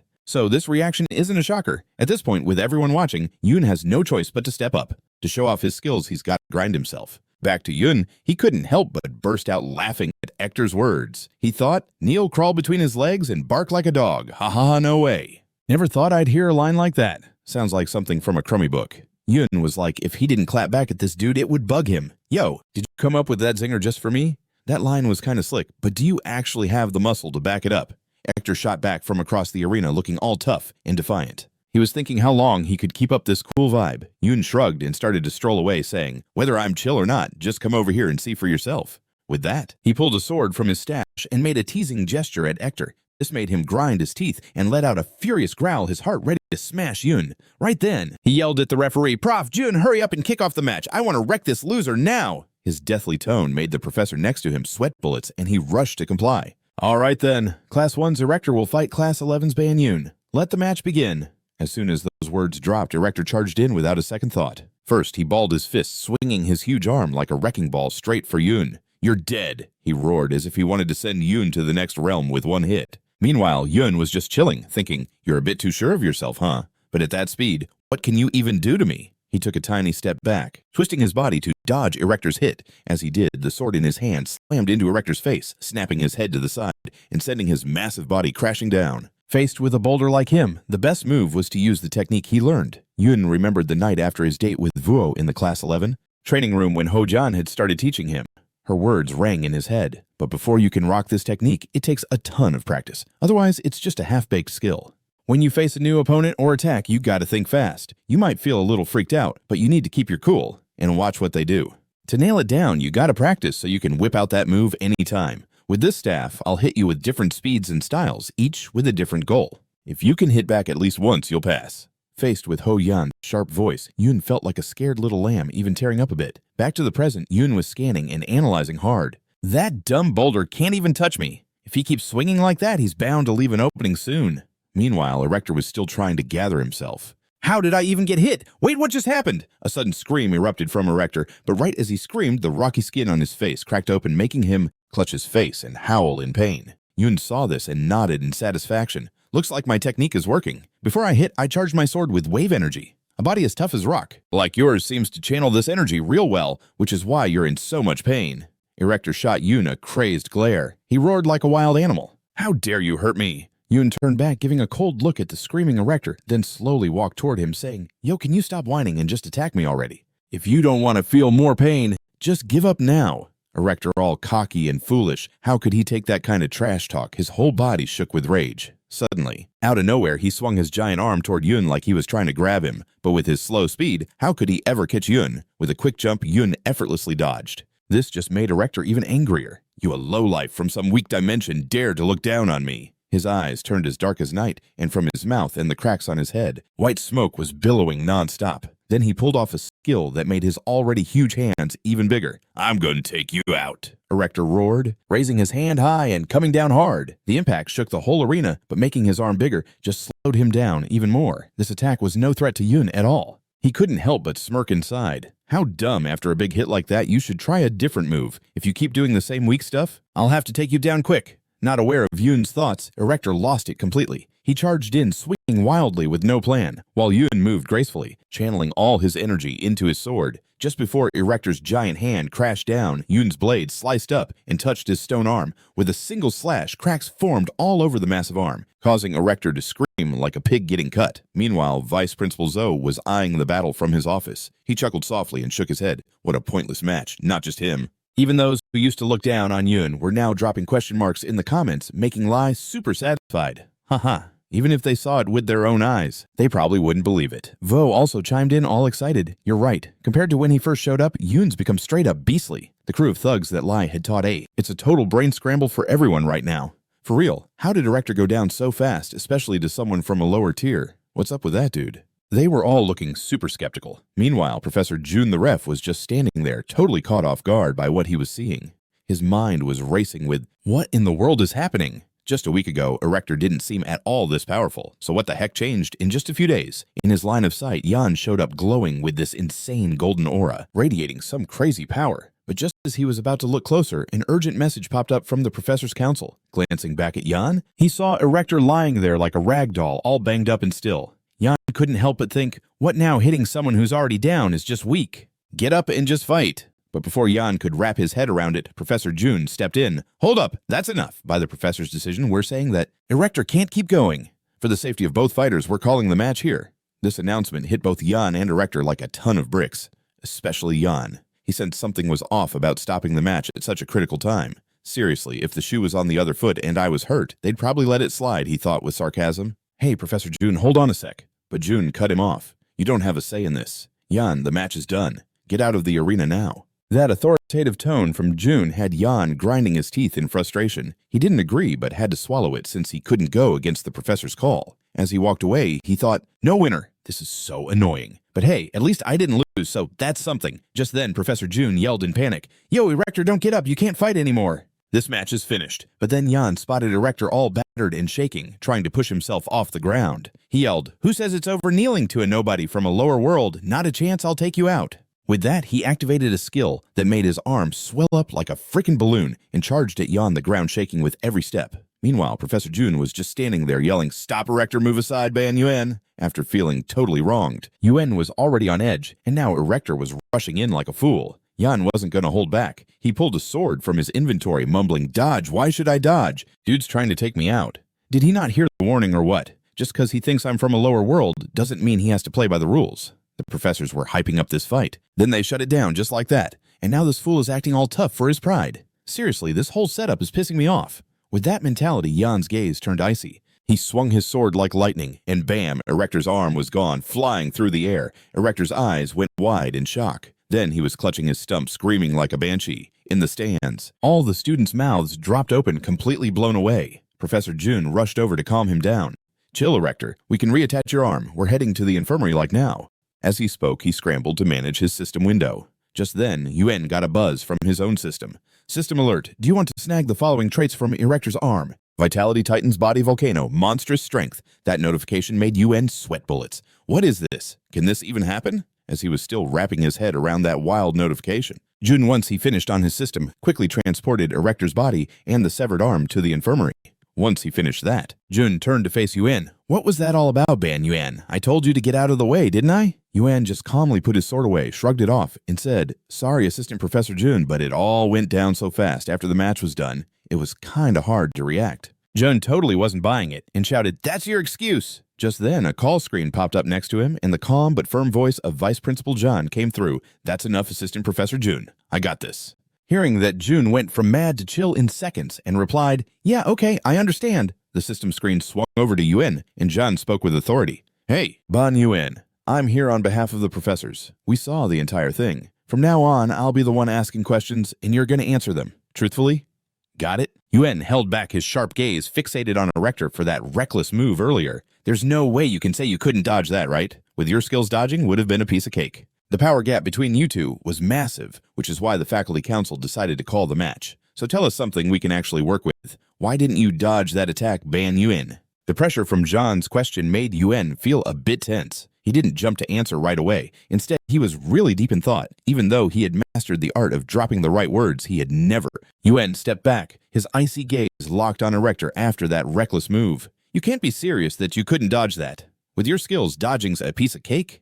The skill gap between you two was so huge that the faculty council had to call off the match. So give us an answer that doesn't suck. Why didn't you dodge that attack, Ban Yuen? John's question made Yuen feel the heat. He didn't reply right away, lost in his thoughts. Even though I've nailed down my skills in wielding words, I've never... Yuen was totally in his feels about the whole word vibe. He was feeling the heat, like who even is this person? You then jumped in. Everyone kind of guessed. I didn't flake on Ector's hit. I decided to hit back because a student who thinks they can disrespect the profs and get a kick out of it totally deserves the fallout. Sun was like, "Wait, you said the prof's authority." You were like, "Yep, for sure." And honestly, in a real spar where the rules got to be followed, I had to make it clear that no student should ever act like the rules don't matter or think they can sneak a shot at someone without a wake-up call. Sun was like, "Why though?" You coolly replied, "Because there were a bunch of students and peeps from other dimensions checking out today's match." Ector totally ignored the match's end and just kept coming at me. If I had just dodged and played it safe, it would have sent a message that when dealing with students from so-called weaker dimensions, the rules don't need to be followed.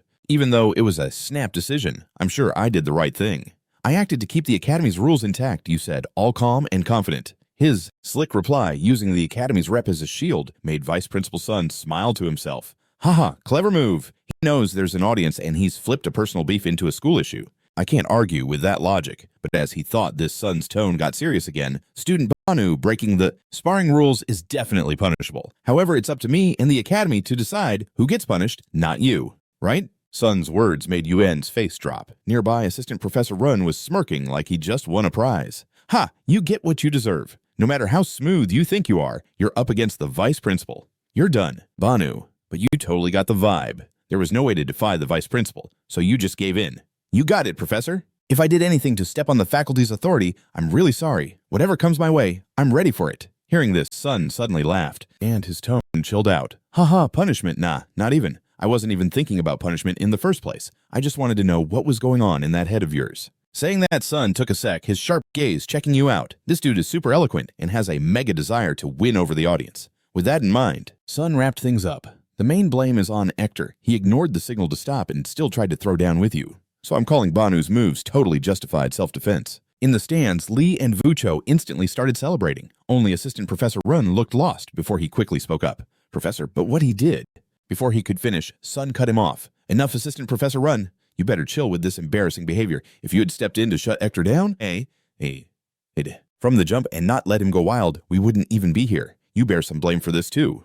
Assistant Professor Run turned pale and didn't dare to say another word. Sun put an end to the talk. Reattaching Ector's arm ain't a biggie. Tough, but we're gonna leave it here. All students watching, head back to your seats and get ready for the next event. And you, Yuen, you crushed it. You're free to go. Speaking of Yuen, the way he got off so easy left him shook for a moment before he quickly bowed his head in thanks and headed out. But right then he caught a whisper in his ear. Just a soft voice saying, "So catch you later." That made Yuen super curious. He peeked back at the screen for a sec, then went to meet up with his crew. Seeing Yuen take down Ector Lee and Vu were all hyped saying, "There you are, welcome. Back, your sword skills at the end were fire," Lee praised. Vu let out a relieved breath. "More importantly, I'm just glad you didn't get hurt." Responding to them both, Yuen nodded. "You guys were here for me. I appreciate the support. Fighting those beastly monsters in the tower really leveled me up right." On another side, the swordswoman Ho-Jan chimed in, saying, "I really loved the match. You've gotten way stronger. What's it like to tap into new power? Is it actually useful?" Hearing this, Yuen scratched his head and turned to her. "Thanks. That's all you and your mysterious training tricks."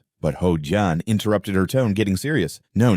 I mean that guy's arm. You totally absorbed it, didn't you?" Ho-Jan's words made Yuen freeze up, and he started recalling what just went down. Yuen had decided to soak up the energy from Ector's arm, thinking it was smart to take a little just in case. First, Yuen thought to himself and quickly hit the confirmation button. Immediately, the system dropped a notification. Depriving life force 22.9, body 27.9, Titan 14, volcano 14, super strength 14. Giant and volcano are traits that humans can't hold. After reading it, Yuen was stunned for a few seconds. Snapping back to reality, he told the crew, "I still can't totally control the vibes of living things, but it looks like I can snag parts by slicing them off. So yeah, I went ahead and absorbed some power from Erector's right arm," Yuen said, looking all bummed out. Seeing that face, Ho-Jan shot back. "Isn't that a win? Why you look so lifeless?" Yuen explained, "At first I was stoked about getting more powerful, but then I thought about it, and it didn't feel right. I chopped off a human's arm, not some monster's. Feeling hyped after taking someone's arm for power just feels wrong." Yuen's voice dropped, packed with sadness. Vuo, standing close by, started to worry too. But Ho-Jan snapped him back. "What nonsense you rambling about? Keep your chin up. That dude was trying to take you out. An arm is the price he paid. You scored. He lost. The deal's done. Doesn't matter who it is. If someone's gunning for you, you can't be soft. Get it?" Ho-Jan's tough talk shook Yuen back to reality. His head began to clear, and he chuckled, nodding. "Yeah, you're right. Haha. Sorry, y'all. I was just overthinking it." Seeing Yuen back to himself, Ho-Jan grumbled, "Worrying about that kind of stuff is just lame. What if I went around politely asking all those rumored special kids for an arm? What'd you think? Take their power, save their lives, but totally wreck their spirit." Hearing that creepy plan, Yuen could only grin awkwardly. "Haha, you got me worried there." Lai shook his head at Yuen disapprovingly. "Chill, man. Compared to H-John, you're still more human." That fired H-John up, and he glared at them. "Hey, what you talking about?" Out of nowhere, a notification popped up in front of Yuen. He yelled, "Oh man, what now?" His shout caught the other three's attention. The notification was for a class run by Professor Zoe, and that made him sweat bullets. Oh no, it's a must-attend course with no opting out. Professor Zoe's Babylon constellation for all final year students from the 4th year and up. Professor Zoe's voice blared from the screen. How to gain support from the constellations. How to handle contracts with them like a pro. Valuable info and tips to dodge a constellation's rage. How to switch constellations easily, and so on. This course really wants Class 11 to join. Time zipped by, and Yuen's squad was slowly moving, but the folks around them were throwing major shade. "Check it out here. Come the underclassmen. Look at that dude strutting around. It's such an eyesore, super annoying," one person piped up. However, another had a different vibe. "Really? He's an underclassman, but kinda looks cool. And his dueling's pretty slick. But why are they rolling through here? This is the 4th year zone," someone wondered out loud. "Yeah, no kidding. This floor's only got Professor Zoe's lecture hall." Back to Yuen, our main dude noticed his friends were all quiet with the rumors flying around. To lighten the mood, he chimed in, "Did I ever tell you guys this? In my world, there's a saying, the more curses you get, the longer you live." June shot him a skeptical glance like he was a 3-year-old. "Huh, so you must be immortal, right?" she teased. Meanwhile, Lai frowned, ranting about those cowards talking behind their backs. "Do they think we're deaf or what?" Vivi, the small girl, tugged on Yuen's sleeve and whispered, "Are you good? After yesterday's drama, I was worried everyone would ghost you. They barely know you, and they're already throwing shade." Her eyes were all watery like she might cry. Yuen realized it was her who needed some comfort. "It's cool, Vivi. Yeah, it's kind of rough, but it's better than being looked down on like before. Thanks for checking on me." He patted her on the head, making her mood slowly lift. But the happy vibes didn't last long as June's teeth started grinding. "Haha. You two go out for one weekend, and now you're all best buddies." Her words made Lai flinch and quickly back off. Yoon glared at Vivi and shot, "You really like that fit Yuen gave you that much. If you want to get all lovey-dovey, do it somewhere else."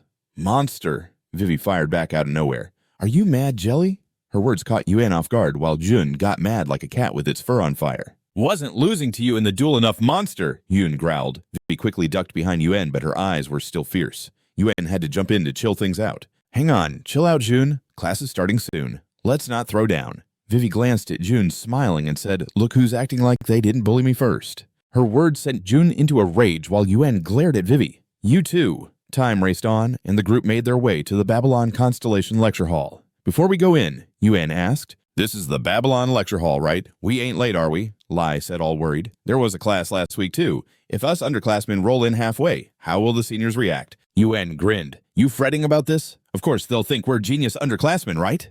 He flung the door open and walked in, and right away, everyone's eyes were on them. Yuan grinned. You're worried about this. For sure, they'll see us as genius underclassmen, right? He swung the door open and walked in instantly, catching everyone's glares. The kids in class were all over them, stacking up a ton of pressure. HJ was like, of course they're upperclassmen, and even he couldn't sleep on their skills. Meanwhile, Vucho was freaking out, clutching Yu's arm, looking like he'd seen a ghost. He was noticing way more stuff than his buddies. Dude, I knew this class was for super smart students, but seriously, what is going on? Yu's eyes were assaulted by a bunch of fuzzy notifications, showing just how wild the upperclassmen's power was. Just flexing their current strength wasn't going to cut it, to judge what they could do. The system buzzed. You got a grip on a piece of knowledge from someone way beyond normal. Your understanding of the All Poisons book just hit 137. Not being able to read Yu's mind, Professor John, spotting the freshmen, jumped in to welcome them. Yo, 11th graders. So pumped to see all you joining my class. I'm John, your supervising professor. Go ahead and grab any empty seat. Oh, and you, he realized this was the voice that had chatted with him during the fight with the rector. Once everyone settled down, the VP kicked off the lecture based on the syllabus he handed out. The aim of this course is super clear,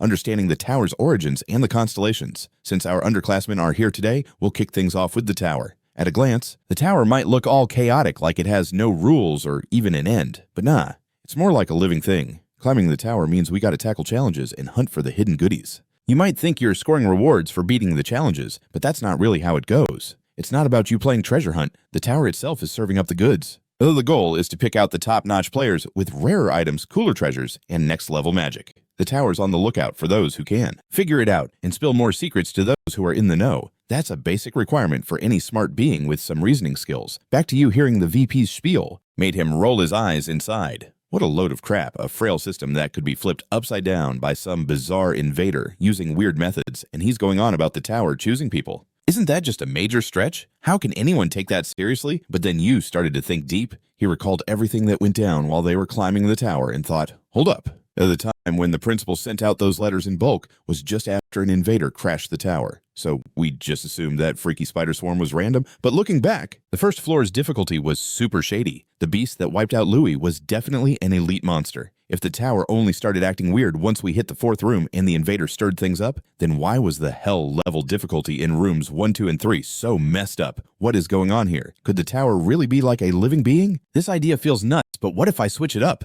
Maybe the tower's craziness wasn't triggered by invaders, but because of something else. What if it's linked to that? Just think, was that hell level difficulty actually set by the tower for us? Or could it be because I'm the tower's master's descendant? Is that why this went down? Whoa, that sounds so self-centered. It doesn't add up at all. The more Yuan ruminated, the more lost he felt. So much so that his buddy next to him had to nudge him, Yo, what's up, Yuan? Up front, even though the VP was still talking, his eyes were glued on Yuan. Noticing the kid's fidgety vibe, he suddenly flashed a mysterious smile, turning his gaze back to Yuan, who was still lost in thought. Don't stress it too much. If the tower really chooses its climbers like the prof said, then this place is a perfect arena. At the very least, we're facing way tougher challenges and a different vibe than everyone else. They say high risk, high reward. The treasure waiting from the tower has got to be on a whole new level. Why can't I wrap my head around this? What the heck is this class even about? Across the room, Vice Principal Zhou caught Yuan's puzzled stare and exclaimed in shock, Wait, you figured it out already. The barrier layer surrounding it. Some students don't catch it even after years, but you spotted that orb on your first day auditing the class. No joke. You've got some serious smarts, Banan. Even as a freshman, you totally deserve to be here. As he was saying this, the professor reached into thin air and pulled down a purple orb floating above the class. He carried on. I've got a question for you, Banan. What do you see inside this orb? The funky question made Yuan peer at the orb closely, but his system only flashed vague info. Yuan replied awkwardly, I don't see anything. Hearing that, he just smiled. You gotta focus more. Look again. Still nothing.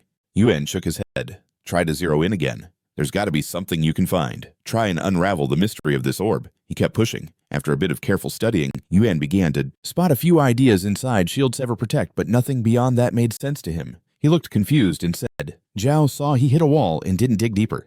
Yuan shook his head. Snap back into focus. There's gotta be something you can figure out. Try to uncover the secret of this orb. No encouraged. After a moment of careful observation, Yuan started to spot a few concepts, Shield, Sever, Protect, but couldn't wrap his head around anything more than that. He said, looking totally lost. Zhao realized he had hit his limit and didn't push for more. That's lit. You can totally close your peepers and chill now. Yuan let out a huge sigh of relief, totally surprised. Didn't think you'd figure out 3 of the orb's powers, huh? You're seriously one of a kind. Now it makes sense why the principal's all about you. Then he asked, You get what this is? Yuan shot back, Nope, not at all. The vice principal looked a bit shook. You're hella honest, but you gotta think a bit deeper. I want to stress to all y'all that in school, in life, expanding your mind and feeding your creativity is super key. Leveling up your brain is totally linked to leveling up your power. If you want to flex your skills at another level, you got it. Train your thinking game. Even if you don't see results right away, don't stop grinding. Those words got Yuan all kinds of confused. Stuck on, what's that got to do with the orb? He was like, if someone's got mad perception or a killer imagination, can they control this orb? The question threw Ixo off, but he nodded exactly. One day, you can get the structure of everything, break it down, and build on it. This orb will turn you into a god. The whole class went silent, deep in thought. Zoe laughed. It might seem wild now, but as you learn, you'll get the hang of it. This is really the heart of my lesson, and it's all connected. Now let's bounce to the main topic, the Constellation War simulation. That's a wrap for today's class. For homework, I want you to dream up how this could be used. Catch you all next week. Meanwhile, Yuan was still kind of lost from the lecture. He scratched his head and mumbled, This is way too complicated. A god is a god, but what even is a pseudo-god? Like a godlike dude or a fake god? What's the deal with becoming a god? Is it because we're in different grades? This class is so tough. Yuan thought, feeling like his brain might explode as the students started leaving the lecture hall. Lai turned to everyone and said, Let's bounce. Outside, Yuan still didn't get any of that lecture and needed someone to break it down. Yo, can anyone re-explain that lecture to me? His question made Lai's eyes go big. I figured you'd be the one summing it up for us. Just then, a familiar voice chimed in from nearby. So, the lecture's done already. Yuan jumped and yelled, Tima, what are you doing here? The blonde noble shot him a snobby look. You lowlife. Just keep quiet. I'm the one with questions here. He peeped around and asked, Where's she? The group was all kinds of confused. Lai mumbled, Her, you don't mean. A certain image popped into their heads instantly. Just then, Ho-jan's voice came through. What's all this commotion about? She walked over curious about the crowd, but her gaze landed quickly on Optima. She said casually, Oh, thought something serious went down. The moment she saw Ho-jan, Optima was like, You're Ho-jan, right? Ho-jan crossed her arms and replied coolly, Yeah, what's up? Optima continued, I need to talk business with you. His words slightly ticked the swordswoman off. You want to challenge me to another duel? If you want to bite the dust, I won't stop you, but throwing down in here is tricky. But then Tima did something that totally shocked everyone. He suddenly dropped to one knee, pulling out a sweet bouquet of roses from his stash. He held it out to Ho-jan and said seriously, Ho-jan, I want to take you out on a date. After saying that, his face turned crimson with embarrassment. Yuan's crew behind them stared wide-eyed, breaking into a cold sweat. They were like worried for Tima, who had the guts to say that to Ho-jan. And Ho-jan, her face went dark, radiating a vibe that could swallow everyone whole. No one could believe their eyes. His and Lai's faces went ghostly. They were like, there's no way this dude is into her after she wrecked him. He actually likes the girl who crushed him, Lai said chill.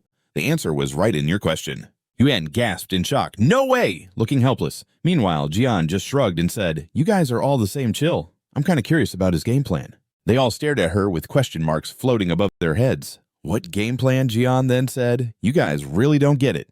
Then she walked over, explaining as she went. He must have some hidden agenda because I don't see any romance in his eyes. Yuan lazily glanced back and shot back. No way, it's not like that. You're looking cute yourself. Hearing that, John, who gets all shy, started to blush. She shook, stammering. Why are you suddenly boosting me up like that? I already know I'm a 10. No need to shout it. Someone next to her piped up. Don't buy into his flirting. That dude's a total bad boy. John replied shyly. Yeah, I know, right. All right, no need to say it again. Next to him, Ducho pondered. Does he really have another motive? But those eyes, totally for her. Just a few minutes ago, Xion totally shut down that blonde dude in a cold tone. I'm not into you, so stop hitting me up, she said as she strutted away. The blonde guy was still on one knee, looking all kinds of heartbroken and bummed out. Ruo turned back and saw his face. Dude was obviously crushed.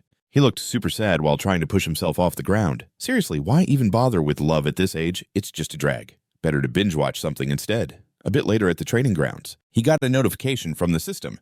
You've revealed yourself to several beings, letting them know you're here. You've unlocked a new concept. Charisma and honor. The charisma and honor value is 10.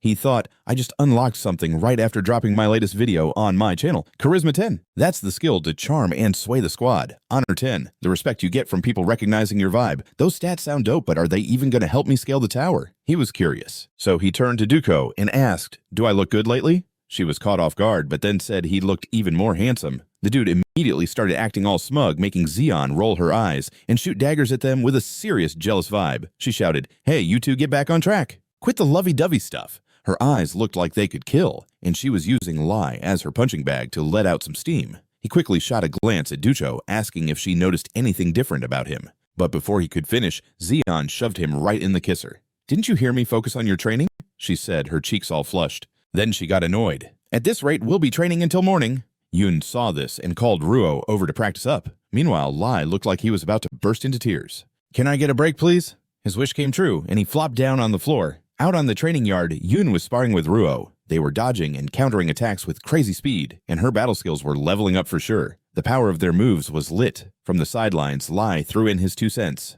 Yo, Ban, you've gotten way stronger. Please let me catch a break. His wish came true as he collapsed onto the floor. Over in the training yard, Yun was sparring with Ruo. They were moving and countering attacks at lightning speed, and her combat skills were getting sharper. The impact of their techniques was wild. From the sidelines, Lai commented, Ban, you've become way stronger. Her speed and skills were seriously leveling up. Their moves were crashing together with some major energy. From the side, Lai dropped his thoughts. Yo, Ban, you're getting way stronger. Time to step it up to some advanced training. But Zeon was quick to shoot that idea down. Not yet. Leaning against the wall, she explained, yeah, he's getting stronger, but he's still nowhere close to you two. He's only keeping up because Ruo's holding back.